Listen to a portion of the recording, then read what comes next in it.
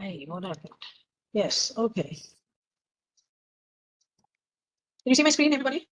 Yes, ma'am. Yes. All right, good. So we're continuing with salivary gland tumors because I think I took two quite extensive lectures on salivary gland tumors, and we had students attending them as well, yeah, answering questions and so on.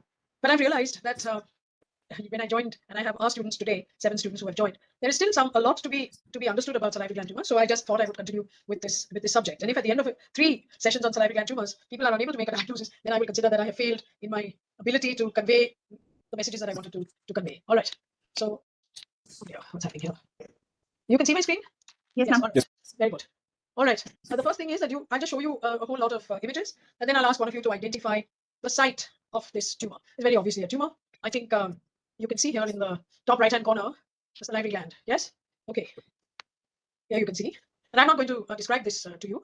Just look at this and then tell me the site of this tumor. And I don't want to know just salivary gland. All right. And one of you will have to tell me. Vishaka, pay good attention because I'll ask you to identify the site of this tumor. Okay? That doesn't mean that the others don't have to look.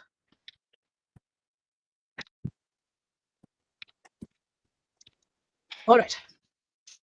You saw that this was a lesion. Now I happen to have told you that it's in the parotid gland. Yeah. And Vishaka, do you agree with what was seen over here? Yes, ma'am. It is from parotid. And, It's from the parotid. Why do you say it's from the parotid? it's more of serous, ma'am. Serous gland. Because the gland is serous. But what is the tumor? Warden tumor, ma'am. It's a Warthin's tumor. So suppose you didn't see the parotid gland, Vishaka. Would you have answered submandibular? Could have, ma'am, because it is more of mixed type salivary gland. All right. So suppose there was no salivary gland in the sections. Yeah. Could it have been the submandibular salivary gland at which this tumor had occurred? Could it have been in the mouth? Could it be in the sublingual gland? Yes, ma'am. It can be. So it could be, says Vishaka. All right. Let me ask Siley. Yes, ma'am. Yes, ma'am. Very good. Rashan. Ma'am, it is more commonly a tumor of major glands. Major gland, says Rashan. All right. Abrar. Yes, ma'am. It could have been. In what? Could have been in what? Say in what, no? Could it have been in major glands, minor glands? Major glands, ma'am. Major glands. So which major glands? Do you know which are the major glands? So it can occur in any of the major glands. Very good. Kamar. Yes, ma'am. It can occur in it is a major tumor of parotid gland. Sorry, it is what, Kamar? Tumor of major salivary gland. Okay, but which major salivary gland? Or all? It can also occur in submandibular. Achha, okay. What about you, Snehal? Ma'am, it almost exclusively occurs in parotid only, ma'am. Parotid gland. All right. So Snehal says that it will only occur in the parotid gland. Dinesh, do you know? Ma'am, Don't expect I Dinesh think to it can know. also, Huh? It can can also occur. occur in minor glands of the tongue.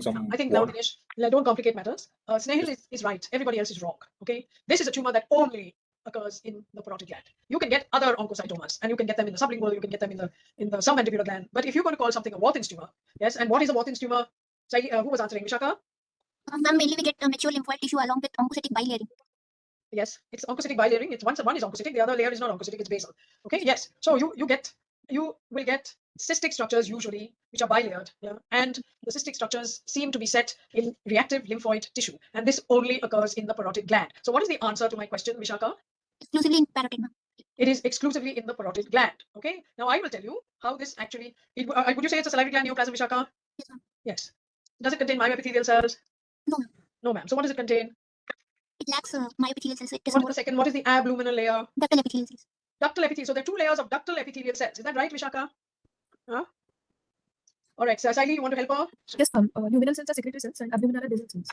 And the abluminal cells of this thing are basal cells. Yes. So they're not. For God's sake, Vishaka, this is not 2 layers of oncocytic cells. The inner layer is of oncocytic ductal type, and the outer layer are basal cells. Vishaka, is there a difference between basal cells and myoepithelial cells? Myoepithelial cells are stellate or spindle shaped, ma'am. Oh, stellate. They're stellate. You saw stellate myoepithelial cells ever, Vishaka? Do you know what does stellate mean, Vishaka? What is stellate? Star shaped. It Star can't be shaped. When somebody says you're a stellar student, it means you're a star student. So stellar is the Latin word for star. So do you think myoepithelial cells are star shaped? No, ma'am. Spindle shaped. So they are spindle shaped. Are there any other shapes, Vishaka? Plasmacytoid. Plasmacytoid. Anything else? Because now we have to recognize, Vishaka, what do myoepithelial cells look like? Because our approach is this a salivary gland neoplasm? Does it contain myoepithelial cells? If you don't know what myoepithelial cells look like, how are you going to identify it, Vishaka? Huh? Rashan, Yes, ma'am. what are the shapes of myoepithelial cells? Or what do they look like? She said spindle. She said plasmacytoid. Plasmacytoid. What? None of you has made a checklist. Wonderful. It Okay. can be clear, clear. It can be clear. cell. Yes, And Snehal. they can be short oval. Epithelioid, it Short can be oval. Very good. They can be angulate. spindle, angulated. I don't know about angulated, but yes, short oval, hardly any cytoplasm. They can be clear in and they produce a whole lot of matrices, right? What are the common matrices, Vishaka, that they produce? Can be chondromyxoid, ma'am. Mainly chondromyxoid. Anything else? I love this word mainly. Everybody uses the word mainly when they don't want to say anything else. So chondromyxoid. Anything else? What do normal myoepithelial cells produce? What is the normal matrix that the myoepithelial cell produces, Vishaka? Anybody writing in the text box? Anu? No. No? Mixochondroid, Yes. hyaline. Hyaline. Okay. What else? Anybody writing? Vishaka, why is hyaline one of the matrices? Because what does it look like? Yes. What else was written there? The basement Chat membrane. box? Basement membrane. Basement membrane material. Yes. And it's not the postgraduates who are answering this question.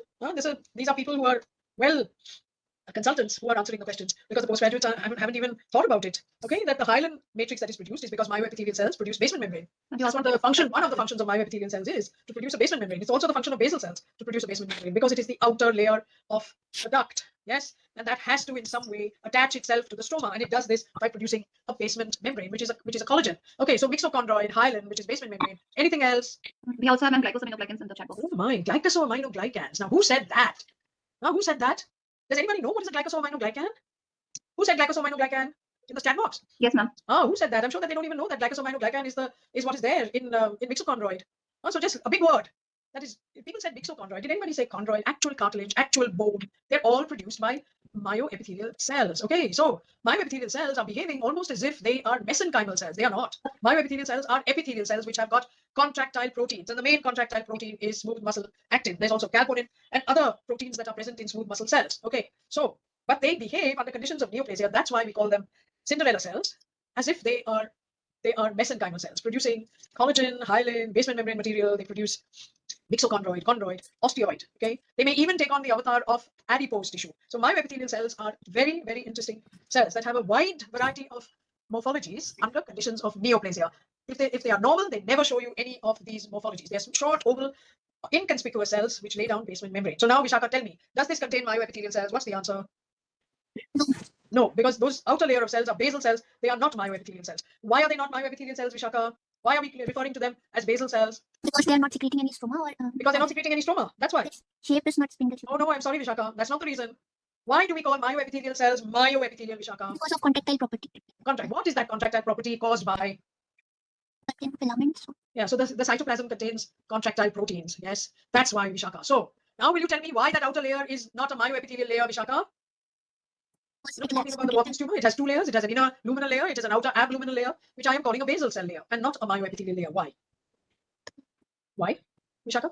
It's lacking on contractile protein. It lacks contractile proteins. It will not stain with smooth muscle actin. It will not stain with calponin. What will it stain with? If I want to do a stain to show that these are basal cells, what stain should I do? Immunostain, Vishaka?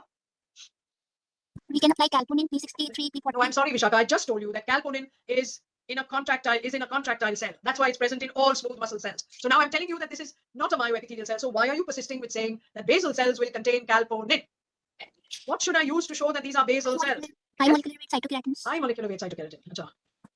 You don't think it will mark with P63? Or will it mark with P63? What do you think, Vishaka? What? Will it mark with P63? What? No, ma'am. Of course it will mark with P63. Vishaka, if you sat in my last talk, did you come to the last talk, Vishaka? No, You said ma'am. yes. Oh, you did. What? No, ma'am. I No, ma'am. didn't. Did you watch the replay? No, ma'am. So then I can't ask you. Snehil, will you please tell Vishaka why it will mark with P63? Snehil, are you there? Yes, ma'am. Yes. So will it mark with the outer layer of? ma'am. Will it mark with P63? Yeah, ma'am. Yeah, ma'am. The basal cell layer will mark with P63. ma'am. Okay. Why will it mark with P63? Although it is not a myoepithelial cell. Reason I don't know. You don't know. Okay, very good. Let's ask Kamar. Yes, ma'am, it is marked with. Yes. And Yes, what? Why? It is not a myoepithelial cell. Still, it will mark with P63. yes, ma'am, Why? it is maybe due to the granules. Granules. Now, come on, Kamar. Don't make up answers. Abrar. Ma'am, because yes, ma'am, it will mark with P63 as P63 can mark both basal as well as myoepithelial. Absolutely. The abluminal cells of ducts, whether they are in the prostate or they are in the salivary gland or they are in the breast, whether or not they are basal or myoepithelial, will both mark with P63. So this, you're absolutely right, Abrar. Okay. So the abluminal cells, irrespective of whether they are basal or myoepithelial cells, will mark with P63. Do you know, Rashan, that the basal cells of the prostate mark with P63? Yes, ma'am. Do they mark with SMA? No, ma'am. They don't. Why? Why don't they mark with SMA? Not having the smooth muscle actin. Absolutely, because Not contractile. they are not contractile. Okay. Every day we use P63. Those of us who are doing a lot of prostate work. Every day we use it, to see whether the basal cells are maintained or not maintained. If they're not maintained, then that is a carcinoma. So, Vishaka, these are not myoepithelial cells, and if you want to detect them, although they're not myoepithelial cells in this particular tumor, you can use P63. All right. Vishaka, is this benign or malignant? It is benign, ma'am. It is benign. All right. Okay, so what is the tumor? Warthin's, ma'am. It's a Warthin tumor. Okay. So now shall I tell you where this tumor was situated? You read this now. This was a tumor situated at level 2, and the FNAC diagnosis was metastatic adenocarcinoma. Can you explain that to me, Vishaka? Do you know what is level 2? What is level 2, Vishaka? Lymph nodes are divided into 5 levels, ma'am. Yes, which lymph Seven nodes? Which lymph nodes? All lymph nodes everywhere? Cervical lymph node, ma'am. Cervical lymph nodes. Okay. So where is level 2? Submandibular. Submandibular. Submandibular is level 1, Vishaka. So where is level 2? Saili, you want to help her? Where is level 2? Where is level 2, Saili? No? Are you there, Saili, or you disappeared? Yes. Where is level 2? Say yes, at least, otherwise I don't know if you're there. I don't remember. You don't know where is level 2. Okay. Rashan, Submandibular gland. I just told you submandibular is level 1. So where is level Upper 2? cervical then. Upper cervical. Where is the upper cervical level? Ma'am, jugular-digastric, upper jugular-digastric. Jugulodigastric is not level 2. Jugulodigastric is level 3. So where is level 2? And submental. I just told you submandibular is level 1. And submental. Submental. No, that is level 1. It's level 1A. Level 1B is submandibular. So where is level 2? Okay, Abrar, did you answer? Are you there, Abrar? Upper Yes, jugular. upper jugular. Upper jugular. Very good. So where is upper jugular? Give me the anatomic landmarks of upper jugular. Ma'am, Yes. bifurcation of common jugular and internal jugular vein. Upper jugular. Do you not know that it is behind the ear, near the And the mastoid? of digastric muscle in between the. Do you know that it is the upper end of the sternum? How do you do upper, middle, and lower? You divide up the sternocleidomastoid muscle into 3 parts. Okay? So what is the sternocleidomastoid? Why is it called sternocleidomastoid? Come on, Russia. And it has origin from the sternum as well as the anterior 1/3 of the clavicle and then goes to the mastoid process behind the ear. Exactly. So now tell me, where is the And it is divided jugular? into 3 parts. So posteriorly marked by the upper part of the sternocleidomastoid, the level 2, ma'am. And level then mid cervical is behind the middle part of the sternocleidomastoid, and level 4 is the sternocleidomastoid muscle is bounding it anteriorly. So now that is level 5. But anyway, it is deep to the lower third of the sternocleidomastoid. But if level 1 is near the mastoid process where the sternocleidomastoid is inserted, okay, how come that this tumor was situated there? Ma'am, a part of the parotid, Yes, Rashan, very good. Which part of the parotid? the lobe of the parotid is also there in that area. Rashan, please. You were doing very well until you said something very And it silly. circles around the ear, on the lobe of the ear, anatomical landmark. So it goes from interior to the That's what we know about the parotid. But what As is at the level of the upper jugular lymph node? It's the lower pole of the parotid, not the deep lobe, please. Okay, the deep lobe is deep to the ascending ramus of the mandible. So this was FNAC'd as a tumor in level 2 lymph nodes. And are you surprised that somebody called it a metastatic adenocarcinoma? No. So when it came out, it was a Warthin's tumor. Now this is something that you have to understand, that the Warthin's tumor occurs only and only in the parotid gland. It's usually in the superficial lobe, but not uncommonly it is in the lower pole of the parotid, and it hangs at the level of level 2. And because there is a lot of lymphoid tissue in it, and you're seeing epithelial cells, people will often mistake this for a metastatic adenocarcinoma unless somebody pays attention to the oncocytes in the lesion. Okay, so this is the lesson one learns about Warthin's tumor. Okay, so the site of the tumor was the lower pole of the parotid, and here is your famous P63, Vishaka. Yes, you can see that the outer layer is highlighted by P63, and yet this is not myoepithelium. Okay, very good. So who's going to take case number 2? Come on, Saili. Yes, sir. Come on. Sorry. Yes, Saili. tumor in the submandibular gland. Tumor in the submandibular gland. All right. I'll just show you the pictures, and then you tell me. Okay, I'm just showing pictures to everybody. All right. What will you say, Saili? Ma'am, I've written it out for you. Yeah. Yes. Read it. basilar tumor. Yes. It has 2 distinct patterns of growth, double-layered tubules and crippling form. There are no mitosis, and matrix is hyaline and its own. Do you agree with that, Saili?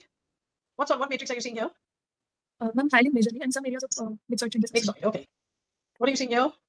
Ma'am, I can see many tubules which has which are double-layered and eosinophilic secretions inside it. Yes. Very good. What are you seeing here? Basaloid-looking cells, ma'am, Very good. tubules, and having some tubules having mucinous secretions. Some tubules have a mucinous secretion. Everybody agrees with Saili that the tubules have a mucinous secretion. Vishaka, you agree with Saili? There's somebody called Ifat that says no. Absolutely, categorically no. Does not agree with you, Saili. Vishaka, you agree? You agreed with Saili. You said yes. That there are tubules that have a mucinous secretion. Sorry, what is that? Basaloid secretion, right? Yes. Rashan, you agree? Ma'am, these are the secretions of the abdominal cells, the myoepithelial cells, and then it's secreted in the stroma, and because of the compression, they look like they're inside. Yes, you're absolutely right. These are not tubules. What are they, Rashan? Ma'am, they are basophilic secretions of the I know myoepithelial. that. But what are these are not tubules. What is the structure that is being formed? These are not tubules. There were tubules very clearly seen over here. Yes, you had lumen, you had secretions in the lumen, and you had abluminal cells. There are many, many tubules in this section. All right. What's containing these basophilic structures are not tubules, Rashan. What are they? You are Cyst, right. ma'am. They're not tubules. Cyst. What are they? Cyst, ma'am. Cysts. Yes, cysts. All right, Abrar. What are they? They're either tubules or they're not tubules. So what are they? Pseudoglandular spaces. Pseudoglandular spaces. What do we call pseudoglandular spaces? Huh? There's a word, no, for them? Abrar? Yes, ma'am. What is a pseudoglandular space? She said it's a pseudoglandular space. So what is it? Yes, Kamal? Ma'am, the stoma is entrapped by the abdominal cells. Very good. So what do you call those spaces? Pseudocyst. Pseudocyst. Acha. Snehil. Ma'am, adenoid, ma'am. Or lumen. Adenoid. Absolutely right. Adenoma is a gland. Yeah. It's a tumor forming glands, and this is not a glandular space. So we are calling it an adenoid space. Okay. So we've got one component of this tumor now. It is adenoid. All right. And then you have cribriform spaces. What are cribriform? Can you see my cursor? Can somebody point to the cribriform? Ask for an annotation. Come on, Saini, ask for an annotation. Yes, sir. Yeah, good. Now show me the cribriform spaces. No, these are. These are where? I can't see your. Oh, this is what you have shown. Where here? I can hardly see it, Saini. Take a pen with a thick. Okay, okay. Yes, sir. Yeah, Dinesh. Okay, approved. Come on, Dinesh. Where is your? Saini, okay, cribriform. But what is cribriform, Saini? If you were to point to that as a cribriform, if you told me that was adenoid, I would agree. I'm not agreeing to that being a cribriform. Somebody's made a black one. Who did that? Who did this black thing? Yes, that is cribriform. The others don't see any other cribriform at all. What? Yes, I'm approving. Who's this? Vishaka, come on. And Kamar. Mark your cribriforms. Kamar. Yes, but I can't see Yes, it ma'am. because you know what you're doing. Yes. You're taking the first pen. The first pen is a disappearing ink. It says no. So that's right. Now who did that? Again, it's a disappearing ink. There you are. That is cribriform. And what is the meaning of cribriform? Sieve-like. It's sieve-like. Yes. And what is the meaning of sieve-like? Sieve-like means what? What is the meaning of sieve-like? What is a sieve? Channi. I know that. But what? Suppose I have something Have that is species called inside. Empty spaces inside. empty spaces. That's all. So I have one big, large, empty. And usually the That's it. Yes, Dinesh. What is sieve-like?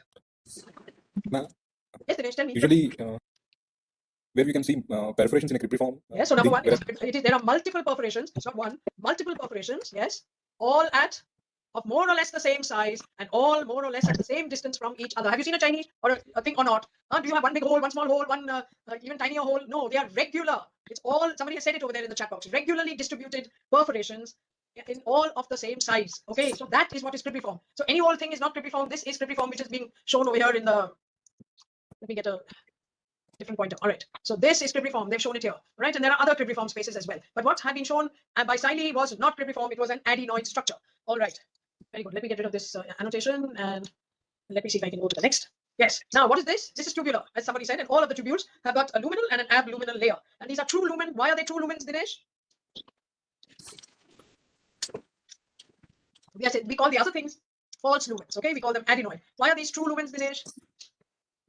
Ma'am, because we see the secretions from the Center. luminal cells. And it's got two layers, right? So all ducts and tubules in the salivary gland have got two layers, right? And in the center, they will have true secretions, which you can see in this field are all pink. All right. So these are tubules or ducts. One of the two you can use. Tubules are just the the small variant of tubes, and ducts are tubes. Okay. You can have other things that are like tubes, but in this case they're ducts. All right. And you can see that. And here you can see the formation of a potential cribriform or pseudo glandular area. You see this here? You can see the double layer.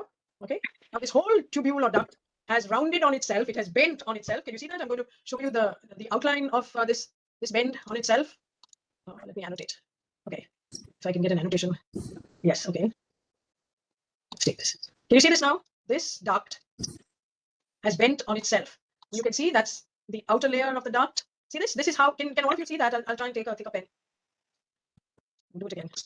Yes, now you see this is the outer layer. I'm just marking the outer layer of the duct. And then it has bent upon itself. So if it has bent upon itself, what do you think is present in this part of the duct? Let's see if I can get a different color. Yes. What is present here in this part of the duct? In the center, it's bent upon itself. So now what's in the center of this bend? Yeah, come on, Shiny, what's in the center of this bend? And I will now It's a matrix, no? it's the matrix. Why do you think it's the matrix? Because it is surrounded on all sides by the abluminal cells. Okay, so those abluminal cells are secreting their matrix into the stroma. And because this duct has bent upon itself, as you can see over there, like a horseshoe. All right, here again is another horseshoe, and you can see it. See this? It's a horseshoe. And on the inside here, again, are the abluminal cells, because the lumen is towards this part. Okay, and now here they were secreting mitochondria. Here, what is being secreted, Siley? What is being secreted here? Yes, Siley, what is being secreted in this area? Some highly. Hyaline. So you see how you can get a cribriform structure, and here it is formed. Look at this structure. And in this structure, you are seeing these two structures. Some is hyaline and some is myxoid. Here you can see the myxoid in this particular one. All right, so that is how cribriform structures and pseudoglandular structures are formed in this tumor, because the tubules and ducts are bending like horseshoes, and this keeps on happening until you get abluminal cells situated in the center of this particular structure, and then you get the distension of those of the stroma by either myxoid or by hyaline. Has everybody understood this? If somebody hasn't understood it, please let me know, because this is very important to understand, and many people don't understand it. I don't blame anybody for not understanding it, because you have to imagine it, but I showed you this because you will understand it better in this case. And then here too, you can see this in the top. See how it is beautifully bent on itself. And it keeps on doing this, bending and bending, until you get the kind of structure that you see in this particular tumor. All right? Okay. Now, why am I not getting the move? Sometimes it sticks. Sorry. All right. I'm sorry, but my screen seems to have stuck. Let me go back and why it's stuck. Oh, let me go back to the cursor. Where's my cursor? Say no, it's moved. Sorry. Okay. So what are the features that we noticed? Basaloid tumor. Two distinct patterns of growth. Double layer tubules, cribriform. No mitosis. There's a hyaline and a myxoid matrix. So now, Siley, come on. Is this a salivary gland neoplasm? Yes, ma'am, it is. Okay, very good. Does it contain myoepithelial cells? Come on, Siley. Does it contain myoepithelial cells? Siley? Yes, ma'am. Yes. Why? Why does it contain myoepithelial cells? Nobody can play guessing with me. I have to know why. So why? Because of matrix. Because of the matrix. Very good. No, yes, there is a matrix. Number 2. Yes. Come on, helper. Come on. Are you there? Come on. And also Yes, there are sir. secretions. What secretions? Yeah, there are Myxoid secretions. and That doesn't tell you that they are myoepithelial cells. Why is this myoepithelial cell? She said because there is a myxoid and a hyaline matrix. Excellent. Then, what else? No, that's all. Just read the description for God's sakes. Cribriforming. Cribriforming. All right. So what that means? What? There are adenoid structures. Okay. Anything else? You don't see basaloid written right there in front. What's wrong with you, Siley? You didn't even have to write this. I've written it for you. Is basaloid one of the forms of myoepithelial cells? Yes or no, Siley? Yes, ma'am. Yes, ma'am. Repeat again, Siley. What are the forms of myoepithelial cells? Come on. Ma'am, basaloid, spindle shape, plasmacytoid, clear cell, Clear cell. Yes. What else? epithelioid. Epithelioid. What about the most common form, which is short, oval? Huh? So there are many forms of myoepithelial cells, but all of you it seems to go out of your heads. Why? Because you're trying hard only to memorize it. That's the problem. That is really the problem. Okay, so does this contain myoepithelial cells? Yes, What's the answer? Yes. Okay. Is it benign or malignant? It's benign, ma'am. Why? Oh, it's benign. I see. Okay, Siley says it's benign. Vishaka? Yes, ma'am. What? What, Vishaka? It's benign. No, ma'am. No. What do you think? Malignant? Myoepithelial cells are present, Yeah. So what? but features are of carcinoma, ma'am, adenoid cystic carcinoma. So then what is confusing you, Siley? Sorry, Vishaka. What is confusing you? Huh? Why are you confused? It contains myoepithelial cells, madam. Yes, but the features are those of malignant adenoid cystic. So what's confusing you? You're certainly confused, Siley. Rashan? Ma'am, it's malignant. Malignant. Why? Its behavior is malignant and Its infiltrated. behavior is malignant. Okay. So what is the diagnosis? What's the diagnosis? Adenoid cystic carcinoma. As adenoid cystic carcinoma. Okay, very good. Do you know the tumors that contain myoepithelial cells? Do you know all the tumors that contain myoepithelial cells? Ma'am, pleomorphic adenoma. Very good. Adenoid cystic carcinoma. Very good. Myoepithelial carcinoma. Excellent. Then Myoepithelioma. very good. And Um, polymorphous low-grade adenocarcinoma. PLG. Right? All right. So all that one has to do is I know these 5 tumors contain myoepithelial cells, and which is it likely to be? So, Siley, is this a pleomorphic adenoma? Yes, Siley? Is it a pleomorphic adenoma? Siley is dismayed. No, ma'am, here. No, ma'am, you're here. So answer the question. She just told you there are 5 kinds of tumors with myoepithelial cells. Okay? Pleomorphic adenoma is one. So do you think it's a pleomorphic adenoma, Siley? You've seen pleomorphic adenomas? Ma'am. Yes or no? Yes, ma'am. Yes, ma'am. So do you think it's a pleomorphic adenoma? No, ma'am. No, ma'am. All right. Is it an myoepithelial carcinoma? No, ma'am. No, ma'am. Is it a myoepithelioma? No, ma'am. Has No, dual ma'am. population. Then what have you got left, Siley? You've got an adenoid cystic carcinoma. So what was your problem about saying benign or malignant? Siley? Because, madam, shall I tell you why I didn't think it was malignant, madam? Because I didn't see pleomorphism. I didn't see a high NC ratio. I didn't see mitotic figures. I didn't see necrosis. Yes, Siley? Is that the reason you thought that it might not be malignant? Yes, ma'am. Yes, ma'am. So I've been teaching students for 45 years, Saidi, so I know how you people think. All right. So it is malignant because it is an adenoid cystic carcinoma, and all adenoid cystic carcinomas are malignant. We call them carcinomas. And therefore, Rashan was right. It is malignant because there is no other tumor that looks like this. It is an adenoid cystic carcinoma. In this case, it is a low-grade tubular variant. Most of them were tubules. There were some cribriform structures. But I don't care about whether you know it's low grade or high grade or anything. You have to be able to identify myoepithelial cells, and you must know when to call something benign or malignant. So, Saidi, have you understood? Yes, sir. All right, good. Now, I've given the same thing to some students in Calicut, and their answers were either adenoid cystic carcinoma or epithelial myoepithelial carcinoma. 30 of the students answered, 15 were for one, and 15 were for the other. And epithelial myoepithelial carcinoma, and we'll see an epithelial myoepithelial carcinoma can be a very close mimic of either an adenoid cystic carcinoma or even a pleomorphic adenoma. So you have to be careful about that. Okay. And now if you want to see the immunohistochemistry, which I would never have done, okay, immunohistochemistry, I hope you will agree, is not required to make a diagnosis of an adenoid cystic carcinoma. All right, here it is expressing SOX10, which it does because adenoid cystic carcinoma has myoepithelial cells, and myoepithelial cell containing tumors express SOX10. And then this is the MIB protein, because adenoid cystic carcinomas have a translocation in which the MIB gene is translocated, and once it is translocated, then we are able to see the expression of the MIB protein. And you see that MIB protein over here, but you do not need it to diagnose the common run-of-the-mill adenoid cystic carcinomas. If you have a problem in the differential diagnosis, you can use MIB. Okay. Now, MIB positivity is seen in adenoid cystic carcinomas to huge extent. Okay. They may be seen in some myoepithelial carcinomas. Only 4 were tested and 2 showed it. Polymorphous adenocarcinoma in about a third. Myoepithelioma in about a 20. But by far and away, you will find that it is present in adenoid cystic carcinomas. Okay. All right. Now, who's going to take this case? Who's next over there? Rashan, come on. It's a case of tumor at the junction of heart, palate, and the gingiva. Okay. So where is that? Where do you think it is? This at the junction of the heart, palate, and the gingiva. Ma'am, heart, palate, anterior. Ma'am, around the in the So it's on the medial aspect of the maxilla, no? Medial The maxillary alveolar ridge. So that's the place where you get the heart, palate, and the gingiva, the medial gingiva of the minus upper alveolar ridge. Okay. So I'm just going to show you pictures. Okay. So there are only 2 pictures. Well, there are 3 pictures here and 1 picture before. Okay. So look at the pictures now. You can see that this is the lower power view, and you see that it is in the buccal mucosa of the gingiva. You can see that there is squamous epithelium over here. Okay. And deep down, you have this tumor. You can see that the tumor has got some cystic structures, very irregular cystic spaces. Yes. And here you can see those cystic spaces. Okay. It's a tumor of a minor salivary gland. Excellent. Very good. Then this is partly circumscribed. It had polymorphous morphology showing tubules. Then there was also nest and as well as the solid pattern also. Okay. Then yeah, there are solid areas. They show nests of clear cells. In a hyaline and myxoid stroma, you can see as there are clear cells. There is a hyaline stroma. There's also a myxoid stroma. And on the other hand, you have these cystic structures. Yeah, if you might want to call them glands, but salivary gland doesn't have glands. You know that, no? The salivary gland has ducts. So if you have to call them anything, then you'll have to call them either cysts or ducts. Okay, so you can see that. And here, this is rather solid in some parts. You can see that they're solid. All right. There's tubuloductal and solid. Never use the word gland because the salivary gland doesn't have glands. It has acini. The secretory part of the salivary gland is an acinus. And there are ducts lined by single layer of cuboidal cells with eosinophilic cytoplasm, and you don't see mucin. All right, let's answer the question. Is this a salivary gland neoplasm? yes, ma'am. Very good. Does it contain myoepithelial cells? It contains. It contains. You think so? It may or may not contain. I would say possibly. Can be there. However, the ducts are sometimes lined by the Yeah, single. the only reason to believe that there are myoepithelial cells, or you think that there maybe, is what, Rashan? That there are clear cells and there is a myxoid and a chondroid stroma, right? But you don't see double layered ducts in this particular things, but you do see solid areas that show nests of clear cells set in a hyaline and myxoid stroma. So we're not very certain, but we think that it might be there. Certainly we haven't ruled it out. Okay, so is it benign or malignant? It's a low-grade tumor, but malignant. It's malignant. Okay. If it was benign, it would be a pleomorphic adenoma, right? If it was malignant, then polymorphous adenocarcinoma. No, there's no other thing. It cannot be adenoid cystic. It cannot be epithelial, myoepithelial. If it was containing myoepithelial cells, okay, it cannot be a myoepithelioma. So if it contains myoepithelial cells, then it would have to be a pleomorphic adenoma if it was benign, or if it was malignant, it would have to be a polymorphous adenocarcinoma. Suppose it didn't contain myoepithelial cells, then what are the choices? Rashan, it's not a Hodgkin's tumor. Polymorphous adenocarcinoma. That contains myoepithelial cells. All right. What are the cells? What are the tumors that don't contain myoepithelial cells, Rashan? Ma'am, it does not have So mucus. it's not a mucoid. It's not a walk-in. It's not having the morphology of acidic cell carcinoma. Acidic cell, excellent. Then It can be secretory carcinoma, not be a secretory carcinoma because Yes, the morphology excellent. is not there. Then it can be salivary duct carcinoma.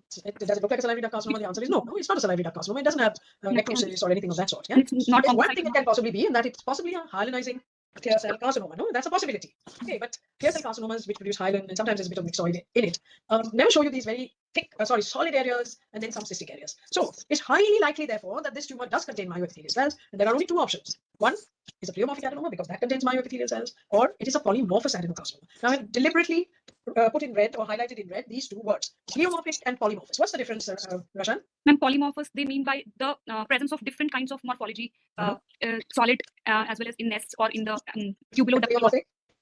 Pleomorphic. What is pleomorphic? Having various morphologies.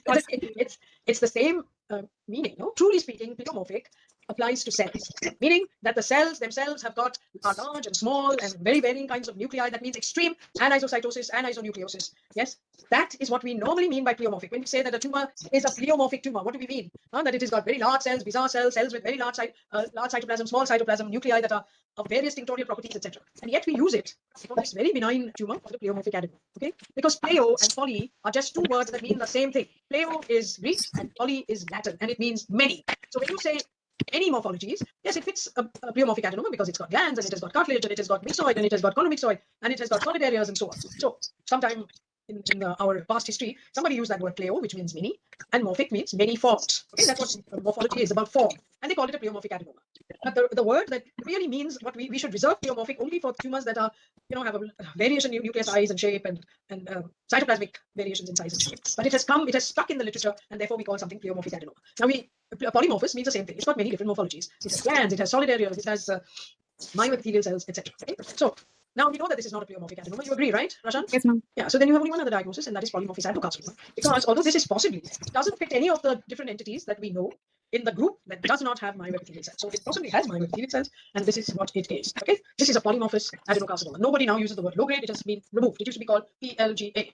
And let me tell you that the answers that the other 30 people who had attended a slide seminar, 14 out of 30 called it polymorphous, 5 out of 30 called it low-grade mucoepidermoid, and some of them called it a cellular pleomorphic adenoma, and you can understand why, and others called it a myoepithelium. Okay. So any questions on this one? Are there any questions in the chat box before we go to the next one? Ma'am, we have questions. Ma'am, questions for the previous slides we have, not for this one. All right, so then you ask them, no, at that time. Tell me, what is it? Why is Watten's tumor common in people who smoke? Why is Watten's tumor, sorry? Why is Watten's tumor common in people who smoke? That's a new one on me. I didn't know that they were more common in people who smoke. Somebody is obviously reading a lot of trivia. Trivia means small print. I have no idea at all. Okay. Any other? Next question, ma'am. Are adenoid spaces same as stromal spaces? Stromal spaces. Yes, they are stromal spaces. They are. But they have to be filled with some kind of material, either hyaline or myxoid or some other matrix, okay, for it to be called adenoid. Otherwise, why would you consider them to be glands? Because they contain a secretion, right? So they look like glands that contain a secretion, but they are not glands that contain a secretion. They are stromal spaces. Yes, very good, but it's not enough for it to be edema in the stroma. Okay, edema is also stromal space, where you can get holes in the stroma, but that is not adenoid. So it has to have a matrix in there. All right, any other? No, ma'am. Only two questions. All right, very good. Anything on the last case? Has anything come up? No, ma'am. No. All right, so let's go to the next one. All right, now we have to find somebody else to take this. Abra, chalo. Yes. Tell me. 58-year-old male with a well-defined single solid 4 centimeter space occupying region in the parotid gland. Yes, very good. No. Tell me, Abra. And we see a well circumscribed region which is showing the thick capsule on one side, and cells have got cells are forming ducts, and they have a nuclear architecture. They're forming ducts. Very good. But what do you want to say about the ducts, Abra? Anything that you notice about the ducts? Speak, Abra. I'm just going to get myself a glass of water. Come on, say. I can hear you. So tell me, what do you want to say about the ducts?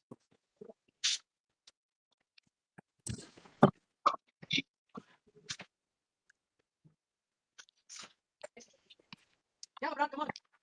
You don't want to say anything about the ducts. Few of the ducts are filled with secretions. Few of the ducts are cystic. I think they're all cystic. No, they're small or large. It is actually multicystic. Yes or no? And few of the ducts are filled with secretions. Oh, we have got secretions. But did you say something about it being cystic? No, you don't think that there are cysts? Yes, ma'am. Yes, ma'am. Chalo, Abra, of course there are cysts. Okay. See, there are some very interesting things that you have to notice over here. Huh? It's not just cysts. Okay. You see that there is a large duct over here. Yes. Can you see it in my? Yes, ma'am. Maybe I should do some annotation. But there is a large duct.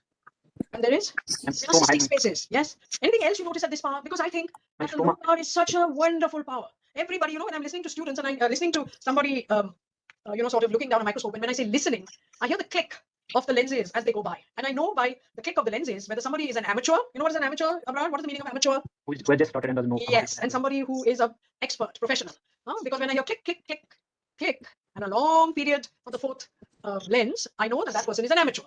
But when I hear click, click, and a long gap before the third and the fourth click, then I know that person is an expert or a professional. Why is that, Abraham? And because he or she can't understand at low power what the pattern is, and he directly goes on to look up ourselves. To high power, because most students think that you can make a high power diagnosis by looking under high power, and unfortunately not. So now come on, Abraham. What are you seeing under low power? You agree that this is low power? Yes, ma'am. All right, so tell me. Now just don't tell me about ducts and then there are cysts and there are some secretions. Look carefully. These cysts are separated by hyalinized stroma. What is separated? You're right. There's beautiful hyalinized stroma. Okay, look at it. It's dissecting through this lesion. You agree? That's the word that is operative. It is dissecting through. Yeah, it's dividing up this lesion into some parts. Look at this. And you can imagine that even in this left-hand side thing, that there is another part of this lesion that is not been photographed over here. It is to the south of this particular thing. So, and what is it doing? It is dissecting this into what? What do you think each of these areas that are encompassed by this hyaline Hyalinized trabeculae. These are trabeculae because trabeculae are walls or beams. Okay, so they're dividing up this stuff. Yeah. They are supporting the lobular architecture, lobule. Ah, see that, Abraham? It is so interesting that you made this observation that it is dividing up these trabeculae are dividing up this tumor or whatever it is into lobules. Okay. Now you look a little more carefully, and what you see is there are these ducts and they're cystically dilated. Okay. You see one large duct that is coming to this lobule because there's another one that is hyalinized and it is on that side. Okay. And you see a lot of inflammation. Do you see the inflammation? And at this point, I can't appreciate it, but You can't appreciate it. All right, Abraham, that's excellent. Now you see. What do you see? What do you see here? Now this is a little higher power. This is a little higher power, and that's even more high. What are you seeing? these are arranged in ducts, and there is a hyalinized stroma, and individual cells they have a Now, cuboid. listen, now, Abraham, please don't use the word hyalinized loosely. This is hyaline. It's dense pink collagen. Okay, all collagen is not hyaline, Abraham. Now don't spoil your very good performance so far. What is this? This is hyaline. What are you seeing? Is this dense pink collagen? No, I don't think so. No. And even here, you think it's dense pink collagen? No. So what are you seeing? Fibrosis of sclerosis. Fibrosis. Excellent. Yes. It's fibrosis, but it's not hyaline fibrosis. Very good. And the individual cells have. What are these? But anyway, what are they? Don't tell me about individual cells. I'm still looking at pattern. What is this? What are these structures that are being formed? Come on, Abraham. You know what they are. You said the word. No, what are they? Ducts. They're ducts. They're ducts. They're tubules. If you don't want to call them ducts, they're small. And each one of them has got what? Huh? It's got luminal and abluminal cells. Yes or no, Abraham? That's what we do in the salivary gland, in the breast. We are in the prostate. We are looking for luminal and abluminal cells because to us, in those situations, that is normal. Yeah. So, do you see luminal and abluminal cells? Answer is yes. Of course, you see. You can't see it on the left-hand side. Yes, you do see a double layer. Yes. I'm not imagining it. They are there. Okay. And they are strangled. All of these things are strangled by this fibrosis. Now, you know what we must be looking at, no? We are looking inside one of these lobules or nodules, as you called it. Yes or no? Yes, ma'am. Yeah, you're looking inside that, and now you're seeing ducts. Yeah, lots and lots and lots of ducts. Very irregularly placed ducts. Agreed? Yes, ma'am. Every duct has got a double layer of rod, luminal and abluminal. Yes or no? Yes, ma'am. Excellent. Now, if you have ducts in the salivary gland, what is the next thing you should be looking at inside a lobule of the salivary gland? You only get ducts in the salivary gland, what else do you get? Acini. So, do you see acini? No, ma'am. Ducts maybe. You see ducts on the left hand side. Now look to the right hand side. Do you see acini? Are they there? No, ma'am. Yeah? What do you see? What are these? You see something, no? Yes, ma'am. You see something here. And you see something there. They're quite different from the ducts that you see with the open lumina. Yes? Yes, ma'am. So you're seeing something. See here? What are you seeing? Acini. Acini. And how did we say that we would recognize an acinar cell? How do we recognize them, Abrar? Acinar cell has a round nucleus. It's so round. You don't have, you can literally, it's a sphere. Look at it. They Yes, ma'am. all have these round nuclei. And you know they're not ducts because they've got almost pinpoint lumina. Look at them. That one on top, maybe it's a small duct, but these are not. Look at those lumina. That's the kind of things that you see. And here too. It's got a nice basement membrane. You see that basement membrane? Yes, ma'am. You see the basement membrane, but you can't really appreciate maybe a myoepithelial cell here or there, which is very hard to appreciate. Okay, and then you see these ducts. These ducts are long. You see the long tubular ducts, and then there are some more little ducts. And you see these, which have a very cystically dilated morphology. There are inflammatory cells. Okay, now you said some very interesting things, Amrad. Look at them. Look at this one now. I've enlarged it for you. What do you see over here? Well circumscribed region which having ducts, and they are then intervening stromas having inflammatory infiltrates. Yes. And cystically dilated spaces are present. Very good.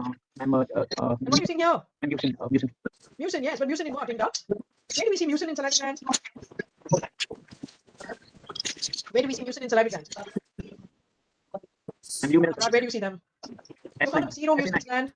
What is seromucinous? I'm containing both secretion and mucin secretion. Yes, but where? Where? In which structure? Mandibular. In the what? In the ducts? No, ma'am. Acini. Acini. Very good. Okay. So you see them in the acini. Okay. So now here, there's some things that look like they are acini and they may contain mucin. Okay.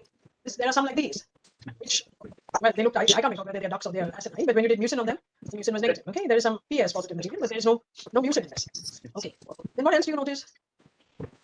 You notice anything else? You notice that this is like almost like a radiating out from a center over here? Yes. You see this? You see this, no? This fibrosis is almost radiating. And if it was in the breast, what might you have thought of? The breast, a radial scar. And ductal carcinoma. Not ductal carcinoma, please. It's a radial scar. Radial. Because many of these have got a double lining to them. Ductal carcinomas don't have double lining. Yes, ma'am. Okay, they don't have luminal and abluminal cells. Okay, so now you yourself said this. You said that the lobular pattern is maintained. You used the word lobule. Very good. Yes, ma'am. Each lobule has got good circumscription, but there is intralobular disorganization. Yes or no? Yes, ma'am. Yes, there are tubules, there are ducts, and there are acini in a sclerotic stroma. So it is fibrotic, but it is not hyaline fibrotic. Okay, so you can use the word sclerotic. Some of the acinar structures have eosinophilic granules in the cytoplasm. See? Can you see them? And they're not. This is not mucin. This gives you at hyper. And there is no matrix other than sclerosis. No? There's hyaline sclerosis around the thing. So now come on, Abraham, we have to answer. Is this a salivary gland neoplasm? Yes, ma'am. Oh, you think so? When the lobular pattern is moving in, when each lobule has got good circumscription, and there is intralobular disorganization, and you've got tubules, and you have ducts, and you have acini, all the stuff that you see in a normal lobule, and you say that it is a salivary gland neoplasm. Now, what should I ask you to do, Amrar? To do stand on your head exercises, no? So that your brains can settle where they should settle, Amrar? So, can it be a neoplasm when you have tubules, ducts, and acini, all in a lobular structure? Do you think so? No, ma'am, it's not. No, just because it is in a salivary gland symposium or slide seminar, everything has to be a tumor. And the answer is No. possibly, maybe it's not. Okay, and you described the lobule so well. Does this lesion contain myoepithelial cells? Yes, ma'am. Yes, it does. It's around the ducts. And in the, we couldn't see it well in the acini, but it's certainly around the ducts. So is it benign or malignant? Ma'am, benign entity. Benign entity. Okay, somebody's asking some questions over there, I can see. Yes. It's benign. So what kind of benign? Come on, Abrar. If you had to make up a name for this, what would you call it? I'm sclerosing. Cysts? Yes, it's got sclerosis. Yes, Abrar? Sclerosing polycystic. Absolutely, now see that. And yet you are willing to call this a salivary gland neoplasm. Huh? Sorry, ma'am. So it's sclerosing polycystic adenosis or polycystic sclerosing adenosis, whatever you want to call it. Now, why did we recognize this, Abrar? We recognized it because it was important at low power to recognize that there was a lobular pattern to this tumor, and that there was a mixture of ducts and tubules and acini, and there is no tumor that shows you a mixture of ducts, tubules, and acini. There is no ductal tumor that shows you acini differentiation, or an acini tumor that shows you ductal differentiation. Have you heard of such a thing? No. All right, and we know that the kinds of tumors that occur in the salivary gland. All right, so that's it. Now, because some of the people, some of the people thought that this was a mucoepidermoid tumor. Most of them called it a mucoepidermoid tumor. Nobody called it polycystic sclerosing adenosis. Some people called it an acidic cell tumor because they were impressed with the acini. Some people, I don't know why they called it an adenocystic carcinoma. Some called it a salivary duct carcinoma. Some just called it an adenocarcinoma. But the main differential diagnosis of such a thing is a mucoepidermoid carcinoma, because people see those mucinous acini and think that that's a mucoepidermoid tumor. But a mucoepidermoid tumor is not, and I will repeat 100 times, not diagnosed because something contains mucinous cells. Okay, many lesions contain mucinous cells.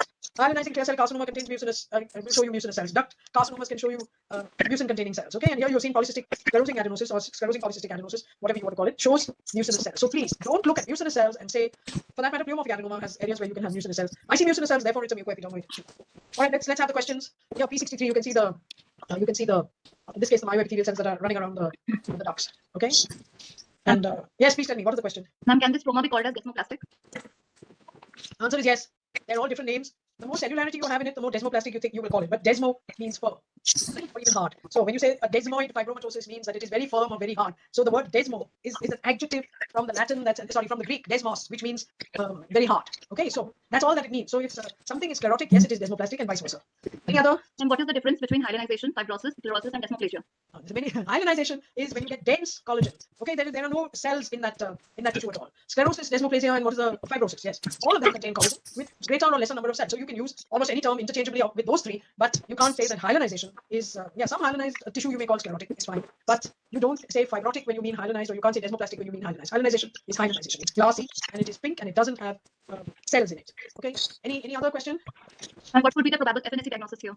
Probable FNAC diagnosis could be anything. It'll probably be called, depending upon how much sclerosis, how many acini you see, how many ducts you see. Okay. If you could call it a tumor, you might even call it sclerosing. Because it's so sclerotic, you may not even get material in that FNAC, in which case you might think it is hyalinidinitis. Okay. So it can be anything. And I don't think that this is something that you can diagnose and leave alone. Okay, it would have to come out because it forms a mass.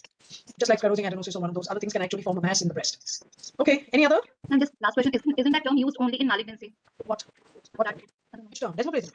And the term is not meant, yes, ma'am, desmoplasia. Yeah, no, of course not. You can get the desmoplasia can be an inflammation. That's all it means. It means plasia is growth, desmo means firm. So in other words, the stroma is firm. There is a growth of fibroblasts in the stroma. Okay, that's the meaning of the word desmoplasia. It has nothing to do with malignancy, although a lot of malignant tumors that are epithelial can show you desmoplasia. You can get any desmoplasia in anything. All right. Anything else? No, ma'am. All right, good. So now, those of you who are interested in the update from the 4th edition, you can go look it up in Head and Neck Pathology in 2017.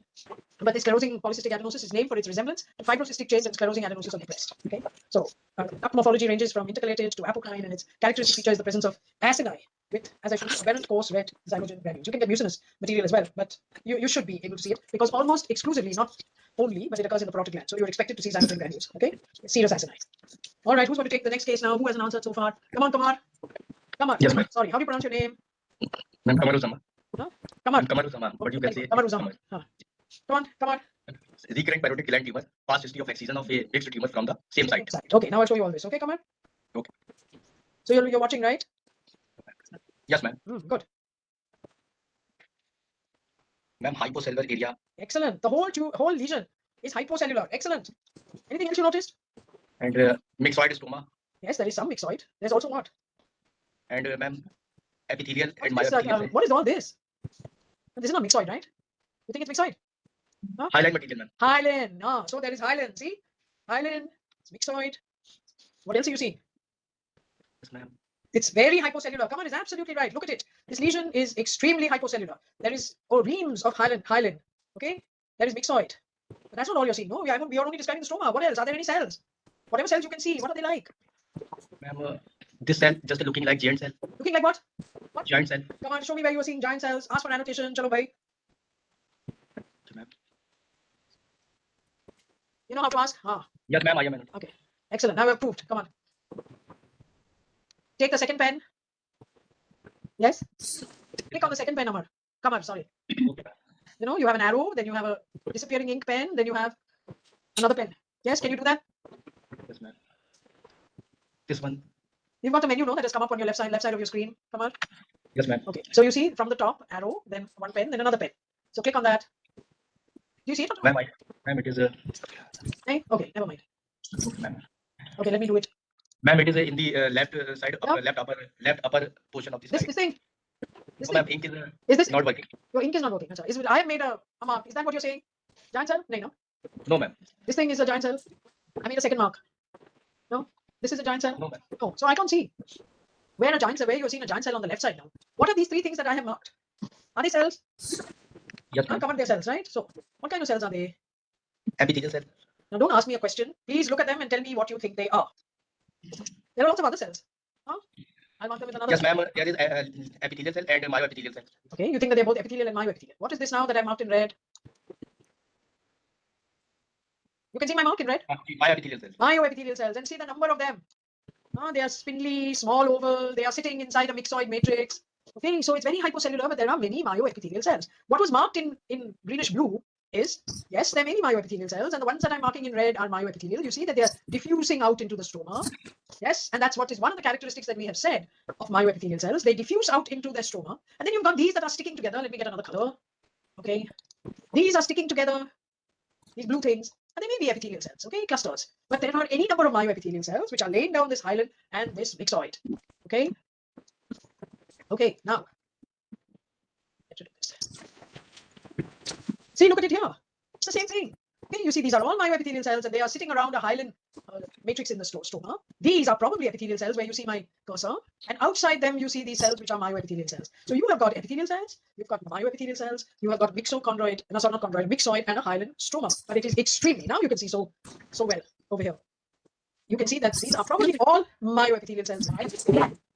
Sorry, somebody's got a echo. Now you can see the myoepithelial cells in the middle. You can actually see a small blood vessel. So that cannot be a lumen. So you've got lots and lots of myoepithelial cells and some possible epithelial cells in this tumor. So here we are, Kamar. You said all this, myxoid, dense, hyaline matrix, spindle cells in small aggregates with fuzzy group outlines. Of course, there are no acinar formation. Occasional small ductular-like structures. Okay, so is this a salivary gland neoplasm, Kamar? Is it? Okay, very good. Does it contain myoepithelial cells? Yes, ma'am, it contains. Very good. So, is it benign or malignant?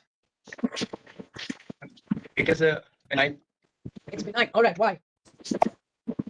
Why is it benign? Remember the Slow history? growing. Ma'am, it is slow growing. It's slow growing. You remember the history? What's the history, Kamar? Anybody wants to tell us the history? Huh? What, Kamar? There is a past history of what? Removal of a pleomorphic adenoma, and this is a recurrence, Kamar. So, you want to answer this question? Is it benign or malignant? All right. So Kamar doesn't want to answer. Come on, Snehal. It's a benign tumor. No. Excision. Past history of excision. Yes. ma'am. So, Ma'am, it is a it's a what? Sorry, Kamar. benign tumor. It's a benign tumor. What benign tumor?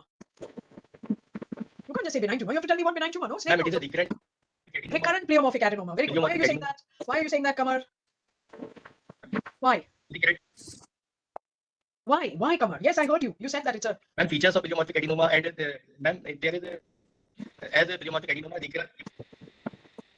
No, I lost you, Kamar. Snehal. Ma'am, if the not excite properly, then I it understand can that. I understand that. No, it's but can a pleomorphic adenoma turn malignant?